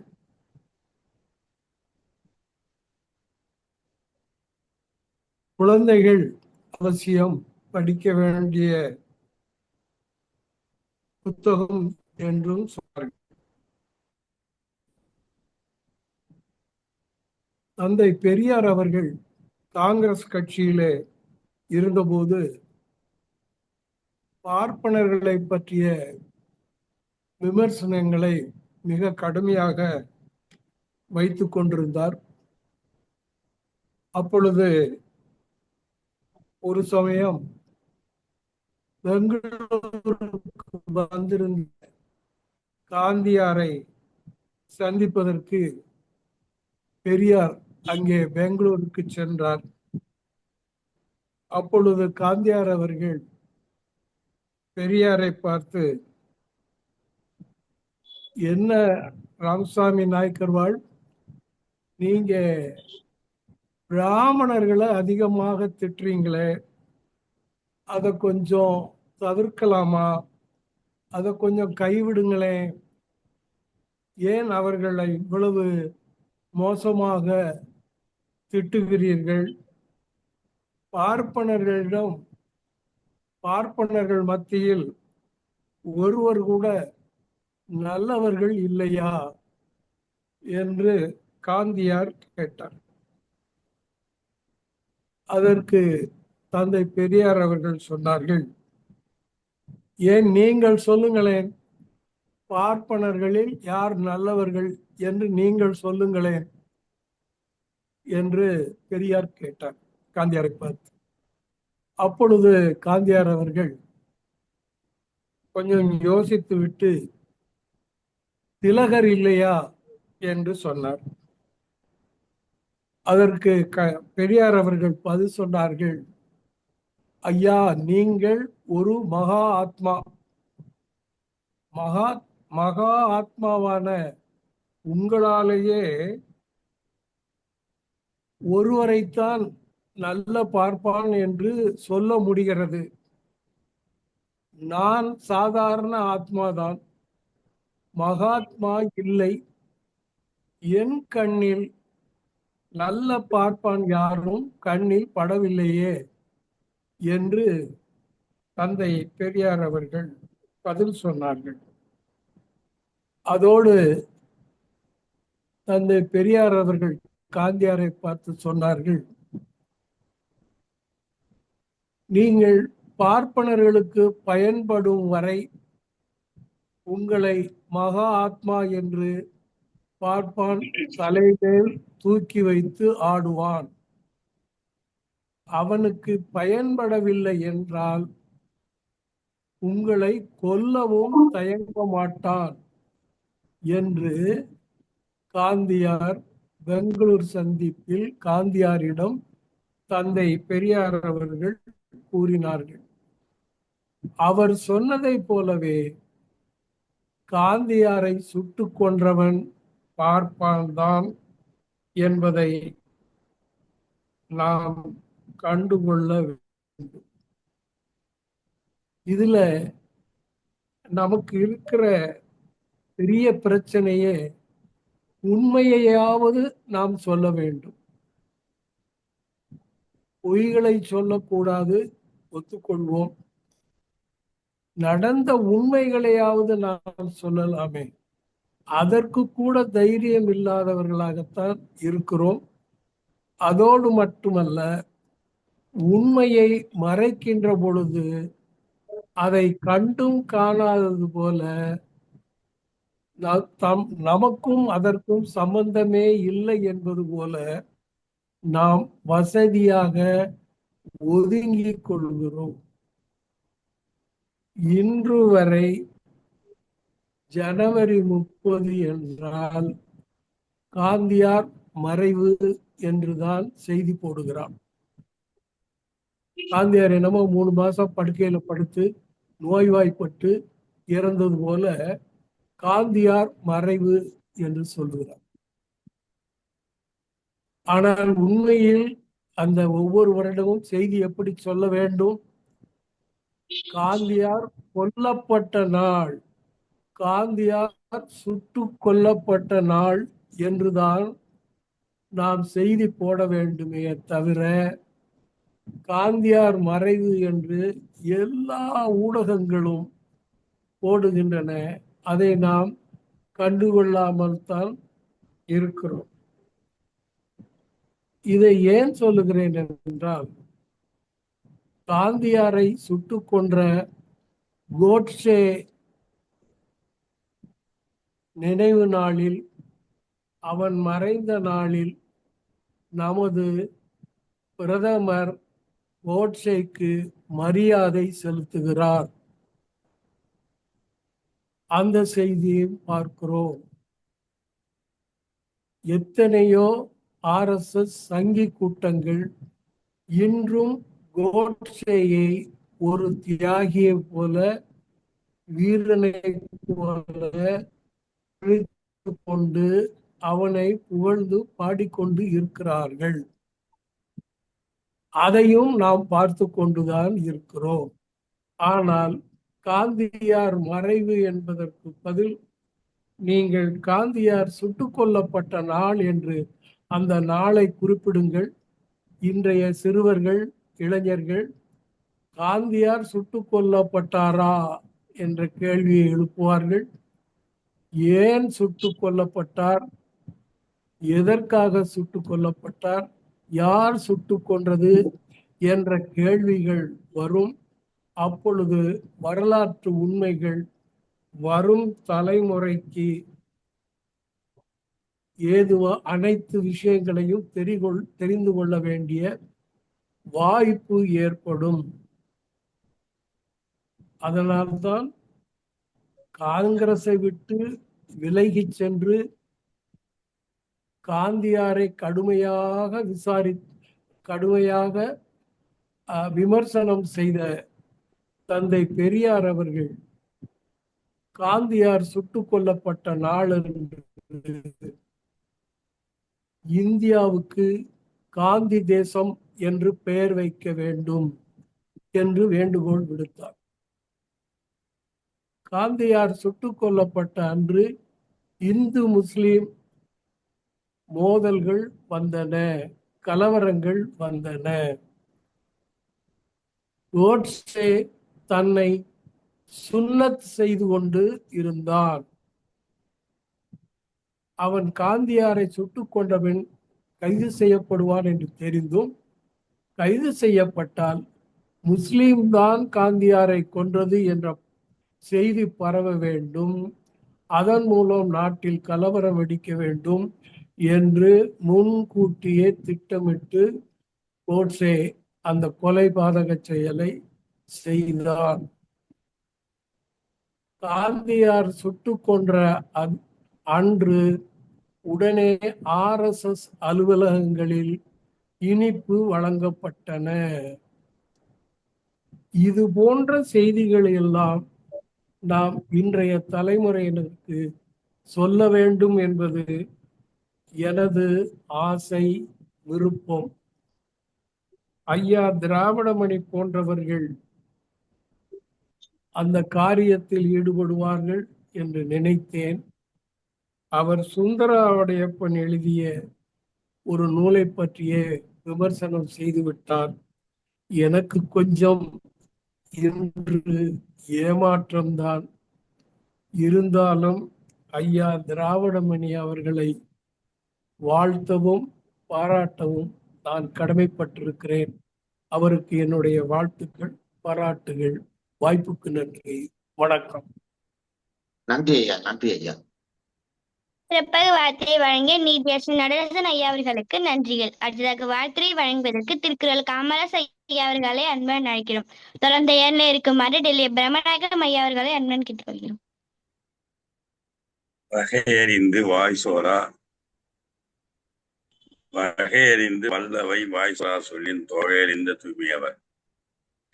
சொற்களின் தொகையை அறிந்து தூயவர்கள் கற்றவர்கள் கல்லாதவர்கள் அவையில் வகையை அறிவார்கள். கற்றவர் முன் பேசும்போது பிழையின்றி பேசுவார்கள். அந்த மாதிரி பிழையின்றி பேசிய நம்முடைய அரங்கத்துக்கு 2120வது அரங்கத்துக்கு வந்திருக்கிற கவிஞர் சே. திராவிடமணி ஐயா அவர்களை வருக வருக என வரவேற்பதிலும் பாராட்டுவதிலும் அன்பு செலுத்துவதிலும் நான் மிகவும் மகிழ்ச்சி அடைகிறேன். நன்றி ஐயா அவர்கள் முகநூல் தளத்துல கடந்த 12 ஆண்டுகளாக பல்துறை சார்ந்த சமூக சிந்தனைகளையும் கவிதைகளையும் கட்டுரைகளையும் பதிவேற்றிக் கொண்டிருக்கிறார். அந்த வகையில தான் நான் அவரை பார்த்தேன். ஐயா அவர்கள் இன்று எடுத்துக்கொண்ட தலைப்பு காந்திய தாயத்து. பாத்தீங்கன்னா, உலகம் தோன்றியது முதல் இன்று வரை எண்ணிலடங்காத மாந்தர்கள் தோன்றியுள்ளார்கள். அப்பெருமக்கள் வாழ்ந்த வாழ்க்கை, கொண்ட கொள்கை, வழங்கிய அறிவுரைகள் ஆகியவற்றை உலகம் நாளும் போற்றி கொண்டிருக்கிறது. அந்த சான்றோர் வழியில் வந்தவர் தான் நம் தேச தந்தை மகாத்மா காந்தியடிகள் அவர்கள். அவர்களை பற்றி இன்று நல்ல ஒரு சிந்தனையில ஒரு நூலாக இருந்து அந்த நூலை எடுத்து நமக்கெல்லாம் மிக சிறப்பாக பல தகவல்களை சொன்னார்கள். காந்திய தாயத்து என்பது மகாத்மா காந்தி வழங்கிய ஒரு தார்மீக வழிகாட்டி. ஒரு முடிவை எடுக்கும் போது அது சமுதாயத்தின் ஏழ்மையான மற்றும் பலவீனமான நபர்களுக்கு எந்த வகையிலும் பயன்படும் என்று சிந்தித்து பல சுயநலமின்றி செயல்பட வலியுறுத்தும் கொள்கையாகும். இது சந்தேகங்கள் மற்றும் சுயநலத்தை அகற்றி சரியான பாதையில் செல்ல உதவும் ஒரு தார்மீக திசை காட்டியாக கருதப்படுகிறது. பாத்தீங்கன்னா, ஏழ்மையான மனிதன் முகத்தை நினைத்து உங்கள் செயல் அவருக்கு பயன் தருமா, அவரது வாழ்க்கை மேம்படுத்துமா என்று கேட்டுக்கொள்ளுங்கள். இந்த சிந்தனை சந்தேகங்களை நீக்கிய சுயராஜ்யத்தை சுய ஒழுக்கம் அடைய வழிவகுக்கும். முடிவெடுக்கும் சூழலில் குறிப்பாக பொது கொள்கை பாத்தீங்கன்னா, ஏழைகளின் நலனை கருத்தில் கொண்டு அதை செய்ய வேண்டும் என்று சொல்றாரு. இது நெறிமுறை சங்கடங்களை தீர்ப்பதற்கும் தனிப்பட்ட ஒருமைப்பாட்டை நிலைநிறுத்துவதற்கும் உதவுகிறது. இந்த பாம்பே சர்வதேச மண்டல் மற்றும் காந்தி ஆராய்ச்சி அறக்கட்டளை காந்தியின் இந்த தத்துவத்தை அவர் எழுதிய கடிதத்தின் அடிப்படையில் நிறைவு கூறுகிறது. இந்த மாதிரி நிறைய செய்திகளை எல்லாம் நான் உங்களுக்கு ஒரு தாயத்தை தருகிறேன். உங்களுக்கு சந்தேகம் ஏற்படும் போது அல்லது சுயநலம் அதிகமாக இருக்கும் போதோ பின்வரும் சோதனை முயற்சிகளையும் நீங்கள் பார்த்து மிக ஏழ்மையான மற்றும் பலவீனமான மனிதர்களின் முகத்தில் நினைவில் வைத்துக் கொண்டு முடிவு அவருக்கு எந்த வகையிலும் பயன் தருமா என்று கேளுங்கள் அப்படின்னு சொல்லி இந்த தாயத்து தனிப்பட்ட வாழ்க்கையில் மட்டுமல்ல நிர்வாக சூழலில் ஏழைகளின் நலவாழ்வை உறுதி செய்ய முக்கியமான தார்மீக அளவுகோலாக இன்றும் கருதப்படுகிறது. அதனால் அவர் கூறிய 7 சமூக பாவங்களை பற்றி அறிய வேண்டுமா, அதை பற்றியும் அந்த நூலிலே இருக்கிறது. சர்வதேச கொள்கை பற்றி தெரிந்து கொள்ள வேண்டுமா, அதுவும் இருக்கிறது என்று சொல்லி நன்றாக சிறப்பாக உரையாற்றிய ஐயா அவர்களுக்கு வாழ்த்துக்களையும் வணக்கங்களையும் சொல்லி கிடைத்த வாய்ப்புக்கு நன்றி பாராட்டி நிறைவு செய்கிறேன். நன்றி, வணக்கம், வாழ்த்துக்கள். நன்றி ஐயா, நன்றி. சிறப்பாக வாழ்த்துறை வழங்கிய திருக்குறள் காமராசு ஐயா அவர்களுக்கு நன்றிகள். அடுத்ததாக வாழ்த்துறை வழங்குவதற்கு டெல்லி பிரம்மநாயகம் ஐயா அவர்களை அன்புடன் அழைக்கிறோம். தொடர்ந்து ஏழை இருக்குமாறு பெரிய ஐயா அவர்களை அன்புடன் கேட்டுக்கொள்கிறோம். அழைத்ததற்கு நன்றி முத்து குணமதி. இன்றைய சிறப்பு அழைப்பாளர் ஐயா அவர்கள் முனைவர் சுந்தர ஆவடையப்பன் அவர்கள் எழுதிய காந்திய தாயத்து என்ற நூலினுடைய பல கட்டுரைகளை, சுவையான செய்திகளை இங்கே வழங்கியது மிகவும் சிறப்பாக இருந்தது.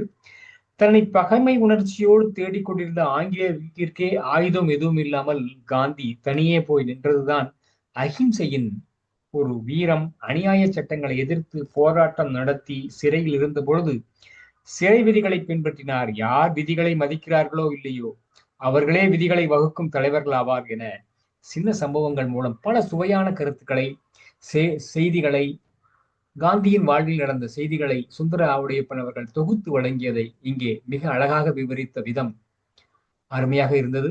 அவருக்கு கலந்துரையாடுவோம் பேரவையின் சார்பாக வாழ்த்துக்களையும் பாராட்டுகளையும் தெரிவிப்பதிலே மிகுந்த மகிழ்ச்சி கொள்கிறோம். வாய்ப்பிற்கு நன்றி பாராட்டி இடம் சார்கிறோம். நன்றி, வணக்கம்.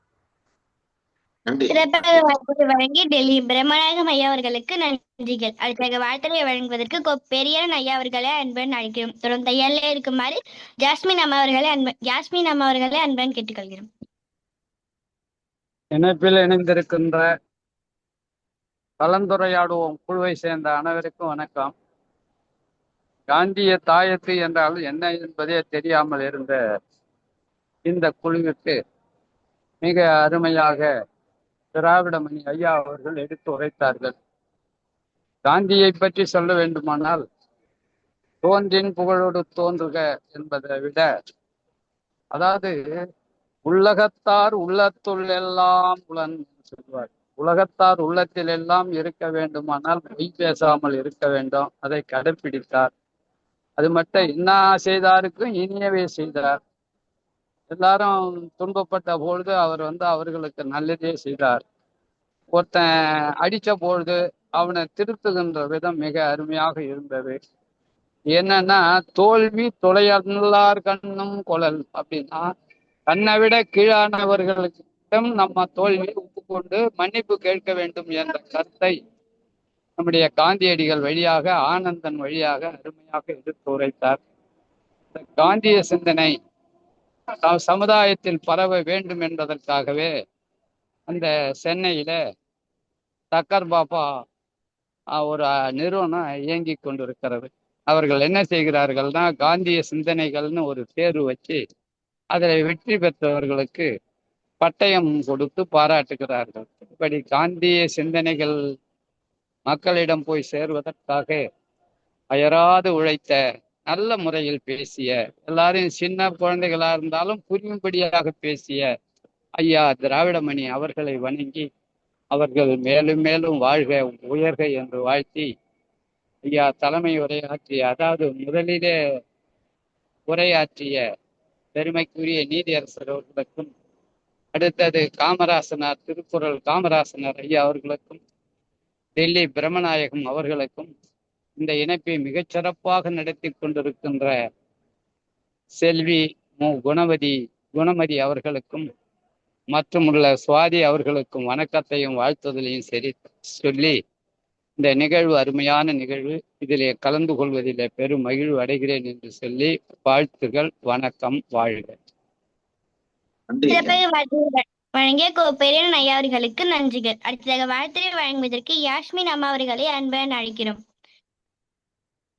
தொடர்ந்து ஏர்ல இருக்க மாதிரி திருமதி அன்னபூரணி அம்மா அவர்களை அன்புடன் கேட்டுக்கொள்கிறோம்.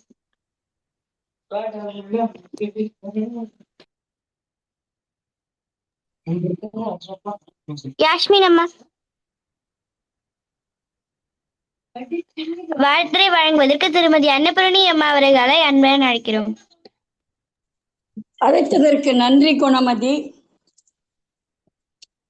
இன்று நம்மிடையே சிறப்பு அழைப்பாளர் கவிஞர் திராவிட மணி அவர்களுக்கு முதற்கண் என்னுடைய வணக்கம். சான்றோர் பெருமக்களுக்கும் குழந்தைகளுக்கும் என்னுடைய வணக்கங்கள். இந்த தலைப்பு காந்திய தாயித்து. அந்த அந்த புத்தகத்தை, அந்த நூலோட இதை சுந்தர ஆவுடையப்பன் எழுதிய அந்த நூலை ரொம்ப அருமையாக ஆரம்பித்தாங்க. இந்த தாயத்து காந்திய தாயத்து நம் மனதில் அணிஞ்சிக்கணும், நம்ம மனசில் நிலையாக நிற்கணும் அந்த தாயத்து அப்படிங்கிற மாதிரி அவர் அந்த கதையை ஒவ்வொரு நிகழ்ச்சியும் அழகாக சொல்ல ஆரம்பித்தார்.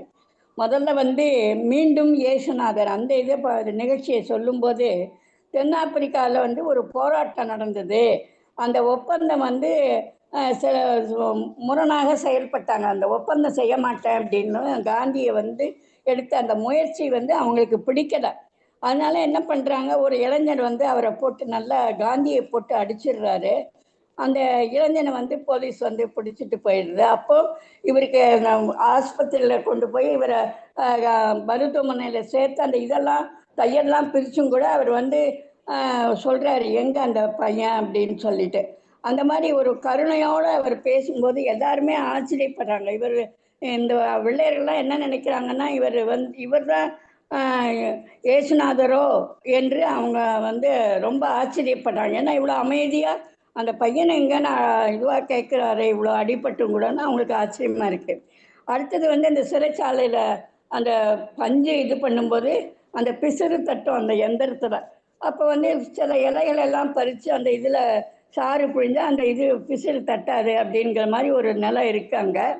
அதை ஒரு இவர் இலைகளை கொண்டு வரத்துக்காக போகிறாரு. இவர் அந்த மரத்து, அதாவது கிளையே உடச்சுன்னு வந்துடுறாரு. வேப்ப மரம் பக்கத்தில் இருக்கிறனால அவர் ஒரு கிளையே உடைச்சிடுறாரு. அப்போ இவர் சொல்கிறாரு, கொஞ்சம் இலை இருந்தால் போருமே, ஏன் கிளையே உடைச்சிங்க, அது தப்பு இல்லையா, அப்போ அந்த மரத்துக்கிட்ட மன்னிப்பு கேளுங்க அப்படின்னு சொல்லிட்டு காந்தி சொல்கிறாரு. உடனே அவர் எதுக்காக இது சொல்கிறாருன்னு புரியாமல், அப்போ அவருடைய இது என்னென்ன, எல்லா உயிர்களிடத்தும் நம்ம அன்பும் வேணும், கருணையும் செய்யணுங்கிறத அதை உணர்த்துறாரு அவருக்கு. அவர் அப்போ தான் அவர் புரிஞ்சுக்கிறாரு. அடுத்தது தென்னாப்பிரிக்காவில் திரும்பி வரும்போது ஒரு சாம்பிரான் பகுதியில் இந்திய விவசாயிகளை ஒரு பணக்காரர்கள்லாம் கொடுமைப்படுத்துகிறாங்கிறத பார்க்குறாரு. அப்போ அகிம்சையுடன் போராட அதை நடத்துகிறாரு, போராட்டத்தை நடத்துகிறாரு. அந்த வெள்ளைக்காரர்கள் அதில் ஒருத்தர் பார்க்கல, இருந்தாலும் இவர் கிடைச்சா இவரை எப்படியாவது இது பண்ணணும்னு சொல்லி பேசிட்டு இருக்காங்க. அப்போ இவர் என்ன பண்ணுறாரு, ராத்திரியில் அந்த யார் கோச்சினாங்களோ அவர் வீட்டு வாசலில் போய் கதவை தட்டுறாரு இரவில். அப்போ யார் நீங்கள் என்னை பார்த்தோன்னே இவர் சொல்கிறாரு, நான் தான் காந்தி, காத்தால் என்னை இது விவசாயிகளுக்காக நான் இது பண்ணணும்னு. அவரை பார்த்தோன்னே இவர் பேசுறதை பணிவாக பேசுறதை பார்த்துட்டு அவருக்கு மரியாதை ஏற்படுது இவர் மேலே, காந்தி மேலே. அதாவது காந்தி வழின்னா இதுதான், அதாவது பொறுமையாக இருந்து அவருக்கு விளக்கத்தை சொல்கிறேன். அதே மாதிரி அடுத்தது கஸ்தூரிபாய் அவர் மனைவி ஒரு தரம் ரொம்ப நாள் ஆச்சு சிறைசாலையில் போய் பார்க்கணுன்னு போகிறாங்க. அப்போ பேசுறதுக்கு இது பண்ணுறாங்க. காவலர்கள்லாம் இவங்களை விட்டுட்டு பேசுங்கன்னு சொல்லிட்டு போயிட்டாரு. ஆனால் இவங்க பேசவே இல்லை. அப்புறம் திருப்பி காவலர், டைம் ஆயிடுச்சு, நீங்கள் கிளம்புங்கன்னு. நாங்கள் பேசவே இல்லையே, நீங்கள் விதியை மாறிட்டீங்க, ஒருத்தர் வீட்டிலேருந்து பார்க்கும்போது நீங்கள் கிட்ட இருக்க வேண்டாமா, உங்கள் விதியை நீங்கள் மீறிட்டீங்க, விதியை நீங்கள் மதிக்க வேண்டாமான்னு சொல்லிட்டு அந்த காவலர்களுக்கு அவர் சொல்கிறாரு. அப்போ தான் அவங்க உணர்றாங்க. அடுத்தது உணவு தயார் செய்து கொண்டிருக்கும்போது ஒரு சிறுவனை சாமி அதாவது ஆனந்தன்கிறவர் அடிச்சிடுறாரு, சரியாக செய்யலைன்னு அடிச்சிடுறாரு. அப்போ சிறுவனிடம் போய் மன்னிப்பு கேளுங்க, நீங்கள் செய்ய சொல்கிறாரு. அப்போது இவர் சொல்கிறாரு, சொல்ல மறுக்கிறாரு, ஏன் நான் போய் சிறுவன்கிட்ட போய் மன்னிப்பு கேட்கணும் அப்படின்னு. அப்போ அந்த அடியில் பிரார்த்தனை செய்யுங்கோ, இல்லைன்னா பிரார்த்தனை செய்யுங்கோ அந்த சிறுவன் நல்லா இருக்கணும்ன்ட்டு. அப்புறம்தான் அவர் ஆனந்தன் இவர் நம்ம செஞ்சது தப்புன்னு சொல்லிட்டு அந்த சிறுவன்கிட்ட போய் மன்னிப்பு கேட்குறாருங்கிறது சொன்னாங்க. அப்புறம் யாராக இருந்தாலும் தவறு செய்தால் மன்னிப்பு கண்டிப்பாக கேட்கணும், அது உண்மையான நிதர்சனமான உண்மை. நம்ம தவறு செஞ்சால் நம்ம என்ன தவறு செய்யணுமோ, யாருக்கு செய்கிறோமோ அதை நம்ம மன்னிப்பு கேட்கணும். அப்புறம் எந்த அவமான சின்னமாக இருக்கிறதோ அதை நல்ல சின்னமாக மாற்றணும் அப்படிங்கிறது அவருடைய இது. அதை காந்தி அதாவது இது எதுக்காகனாக்க அந்த குழாய் ஒன்று இதுவாகிடுது, அதை எனக்கு கொண்டு போட்டுமா சிறைச்சாலேருந்து கேட்குறாரு. எடுத்துன்னு போங்கன்றாரு. அதே மாதிரி நிறைய குழாய்கள் தயார் பண்ணுறாரு. பண்ணி இந்த கதை வந்து ரொம்ப அருமையாக இருந்தது. ஏன்னா அதை வந்து அவமான சின்னமாக இருக்கிறத வந்து நல்ல இதுவாக நம்ம மாற்றணுங்கிறது அந்த கொள்கை நல்லா இருந்தது. அப்புறம் 1945 வந்து மதுரைக்கு வராரு காந்தி. அங்கே வங்க ஆசீர்வாதம் எல்லாரும் நினைக்கிறாங்க மக்கள்லாம். இப்போ அப்பாத்துறை வந்து என்ன பண்ணுறாரு, சிக்னலை வந்து ரயில் வருதுன்னு சிக்னலை உடைச்சிடாரு. அதனால் ரயில் நின்றுடுது. எல்லாரும் இறங்கி மகாத்மா காந்திஜிக்கு ஜெய் அப்படிங்கிற மாதிரி எல்லாரும் சொல்கிறாங்க. அப்போ அந்த சவுந்தர ராமச்சந்திரன் அவர் வந்து என்ன பண்ணுறாரு, காந்தி உருவாக்குறாங்க. அதாவது சவுந்தரம் ராமச்சந்திரன் 2 பேரும் அந்த கலவரம் அந்த நடந்த இடத்துல இவருக்கெல்லாம் வாழ்த்து சொன்ன மக்கள் வாழ்கன்னு சொன்ன இடத்துல காந்தி கிராமம் எடுத்திருக்காங்க. நாங்கள் பணியில் இருக்கும்போது எங்களுக்கு அந்த காந்தி கிராம இதில் தான் சத்துணவு இதில் தான் எங்களுக்கு வந்து காந்தி கிராமத்தில் பயிற்சி எல்லாம் கொடுத்தாங்க. அந்த காந்தி கிராமம்னோடனே எனக்கு என்னுடைய பழைய நினைவுகள் வந்தது ஐயா. அடுத்தது வந்து குஜராத் கண்காட்சியை திறக்க போகிறாங்க. அப்போ ஒவ்வொன்றா இவர் பார்க்கணுன்றாரு, எல்லாம் பார்க்குறாங்க. அப்போ வந்து ஒரு பெட்டிக்குள்ளே வந்து அந்த தேனி வந்து ஓடி கரெக்டாக போய் சேருது. அந்த இவர்கிட்ட கேட்குறாரு, ஏன்னா அழகாக கரெக்டாக போய் சேருது அப்படின்னா இன்னொரு தேனி என்ன ஓடி வருத பார்த்துட்டு வேற ஏதோ ஒரு பெட்டிக்குள்ளே போட்டுறாரு. அப்போ அந்த மற்ற தேனியெல்லாம் அதை கொண்டுடுது. அப்போ தான் நான் இதே திறக்க மாட்டேன் அப்படின்னு சொல்லிட்டு இவர் போயிடுறாரு. அதுக்கப்புறம் வந்து தேனி வந்து அன்னைக்கு பூரா அவர் வந்து ரொம்ப வேதனையோடு இருந்தாருங்கிறத அழகாக எடுத்து சொன்னாங்க.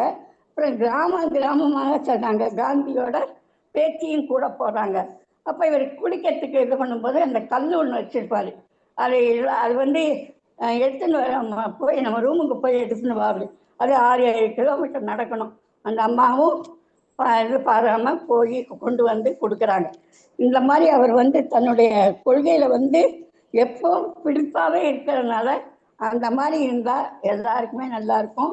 குழந்தைகளுக்கு ஏற்ற கதை. அதே மாதிரி மகாத்மா காந்தி வழி நம்மளும் நடக்கணுங்கிறத எனக்கும் ஆசை. அதனால் அதே மாதிரி எல்லாரும் நடக்கணுங்கிறத நானும் தெரிஞ்சுக்கிறேன். ஐயா அவர்களுக்கு என்னுடைய வாழ்த்துக்கள் ஐயா. ரொம்ப நன்றிங்கம்மா, ரொம்ப நன்றி. சிறப்பாக வாழ்த்தை வழங்க திருமதி அன்னபூரணி அம்மா அவர்களுக்கு நன்றிகள். அடுத்ததாக வாழ்த்துறை வழங்குவதற்கு யாஸ்மின் அம்மா அவர்களை அன்புடன் அழைக்கிறோம். அனைத்து ஆண்டோர்களுக்கும் தொகுத்தெடுத்துக் கொண்டிருக்கிற இந்த குழந்தைகளுக்கும் இனிய மாலை வணக்கம்.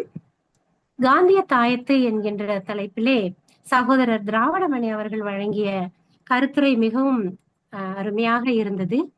காந்தியடிகளினுடைய சத்தியம் என்கின்ற அந்த கொள்கைதான் இன்றைய உலகத்திற்கு தேவையான ஒரு கொள்கையாக இருக்கின்றது.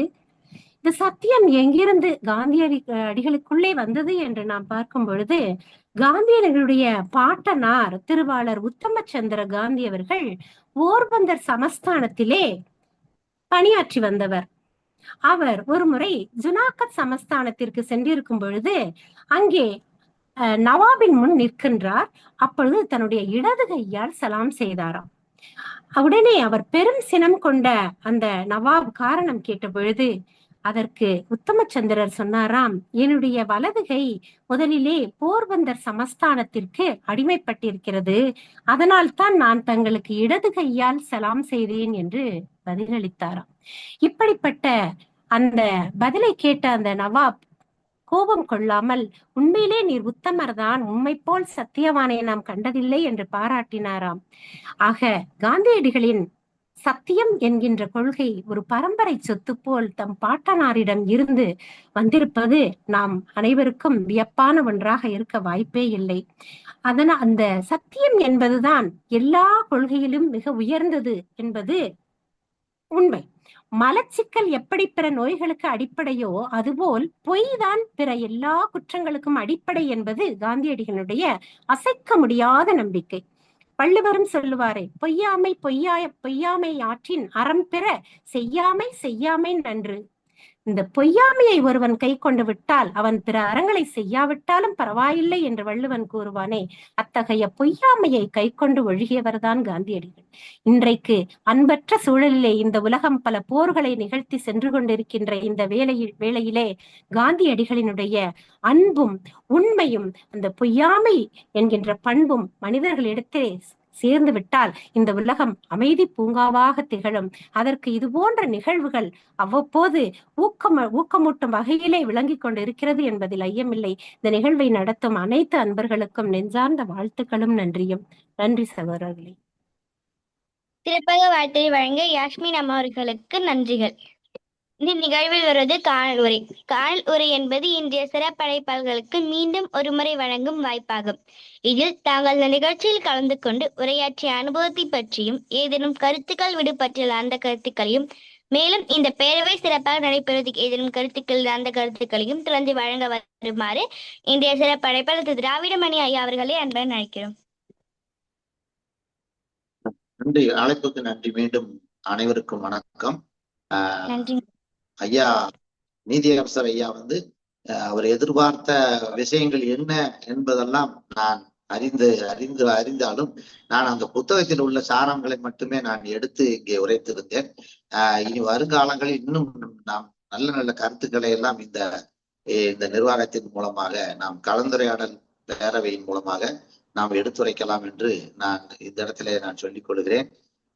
மற்றபடி கடைசியாக அம்மா திருமதி அன்னபூர்ணி அம்மா அவர்கள் அப்படியே அவங்களே திரும்பவும் ஒரு நிகழ்ச்சி, இதே நிகழ்ச்சி போலவே அதை அழகா ரொம்ப நேர்த்தியாக அதை உள்வாங்கி அதை அழகாக விமர்சனம் செய்தார். மிக மகிழ்ச்சியாக இருக்கிறது. அவர் மகாகவி பாரதியாரினுடைய சொந்தக்காரர் என்பது எனக்கு ரொம்ப மகிழ்ச்சி. அதே போல நிறைவாக வாழ்த்துறை சொன்ன அவங்க யாஸ்மின் அப்படின்றவங்க யாருன்னா உங்களுக்கு இப்பதான் புதுசு. நான் அது என் உடன் பிறக்கவில்லை, அது ஒன்றுதான் குறை. என்னுடைய தங்கை தலைமை ஆசிரியையாக இருக்கிறார், அங்கே சின்னமனூரில் இருக்கிறார். மிகச்சிறந்த பேச்சாளர், கவிஞர், பல்துறையிலும் அவர் நல்ல விளங்கக்கூடியவர். அடுத்த ஒரு முறை அவருக்கும் நாம் இங்கே ஒரு வாய்ப்பை கொடுக்க வேண்டும் என்று சொல்லலாம் கொடுக்க வேண்டும் என்று கேட்டுக்கொள்கிறேன். அவருக்கும் என்னுடைய நன்றி. ஐயா பிரம்மநாயகம் ஐயா, வலைத்தமிழ் காமராஜர் ஐயா, ஒரு பெரியண்ணன் ஐயா, குழந்தைகள் எல்லோருக்கும் என்னுடைய மனமார்ந்த நன்றியையும் வாழ்த்துக்களையும் தெரிவித்துக் கொள்கிறேன். மகிழ்ச்சி, நன்றி. உரை வழங்கிய திராவிடமணி ஐயா அவர்களுக்கு நன்றிகள். இத்துடன் 2ஆம் பகுதி நிறைவடைகிறது. 3ஆம் பகுதி நிகழ்வை ஸ்வாத்தியா கவலில் ஒப்படைக்கிறேன். நன்றி, வணக்கம். நன்றி, அனைவருக்கும் வணக்கம். கலந்துரையாடுவோம் தமிழ்நாடு களம். நிகழ்வு எண் 2120, நாள் 15/4/2026, அறிவன் கிழமை. இன்றைய சிறப்பழைப்பாளர் ஐயா அவர்கள் இன்று நம்மிடம் உரை வழங்கியமைக்காக ஐயா அவர்களுக்கு மனமார்ந்த நன்றி தெரிவித்துக் கொள்கின்றோம். நன்றிங்க ஐயா. இன்றைய சிறப்பழைப்பாளர் ஐயா அவர்களுக்கு பாடு சான்றிதழ் பிளனமூலமாக வழங்கும். நன்றி உரை. இன்று திருக்குறள் கூறிய சகோதர சகோதரியர்கள் அனைவருக்கும் மனமான நன்றி தெரிவித்துக் கொள்கின்றோம். இன்றைய குரலும் போக்கும் தில்லி பிரம்மநாயகம் ஐயா அவர்களுக்கு மனமான நன்றி தெரிவித்துக் கொள்கின்றோம். நன்றி ஐயா. இன்றைய இசைப்பாடல் வழங்கிய தென்மொழி பண்ண நீகரசன் ஐயா அவர்களுக்கு மனமான நன்றி தெரிவித்துக் கொள்கின்றோம். நன்றி ஐயா. தொடர் வருகையாளர் அனைவர்களுக்கும் மனமான நன்றி தெரிவித்துக் கொள்கின்றோம். முன்னாடி நாள் ஒருங்கிணைப்பாளர் அனைவர்களுக்கும் மனமான நன்றி தெரிவித்துக் கொள்கின்றோம். தலைமை ஒருங்கிணைப்பாளர் நான் ஒரு IAS அகாடமி இயக்குனர் பேராசிரியர் தமிழீழன் ஐயா கண்ணம்மாள் அவர்களுக்கு மனமான நன்றி தெரிவித்துக் கொள்கின்றோம். அழைப்புதல் மற்றும் பாடச்சான்றிதழ் வடிவம் தரும் ஷாமிலி அம்மா அவர்களுக்கு மனமான நன்றி தெரிவித்துக் கொள்கின்றோம். நாளைய நிகழ்வு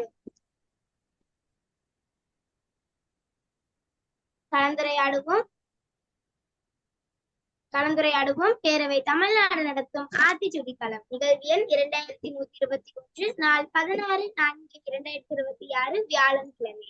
அன்றைய சிறப்பழைப்பாளர் கவிதாய் மா வித்யா அவர்கள் நாளை உரையாற்றுவார்.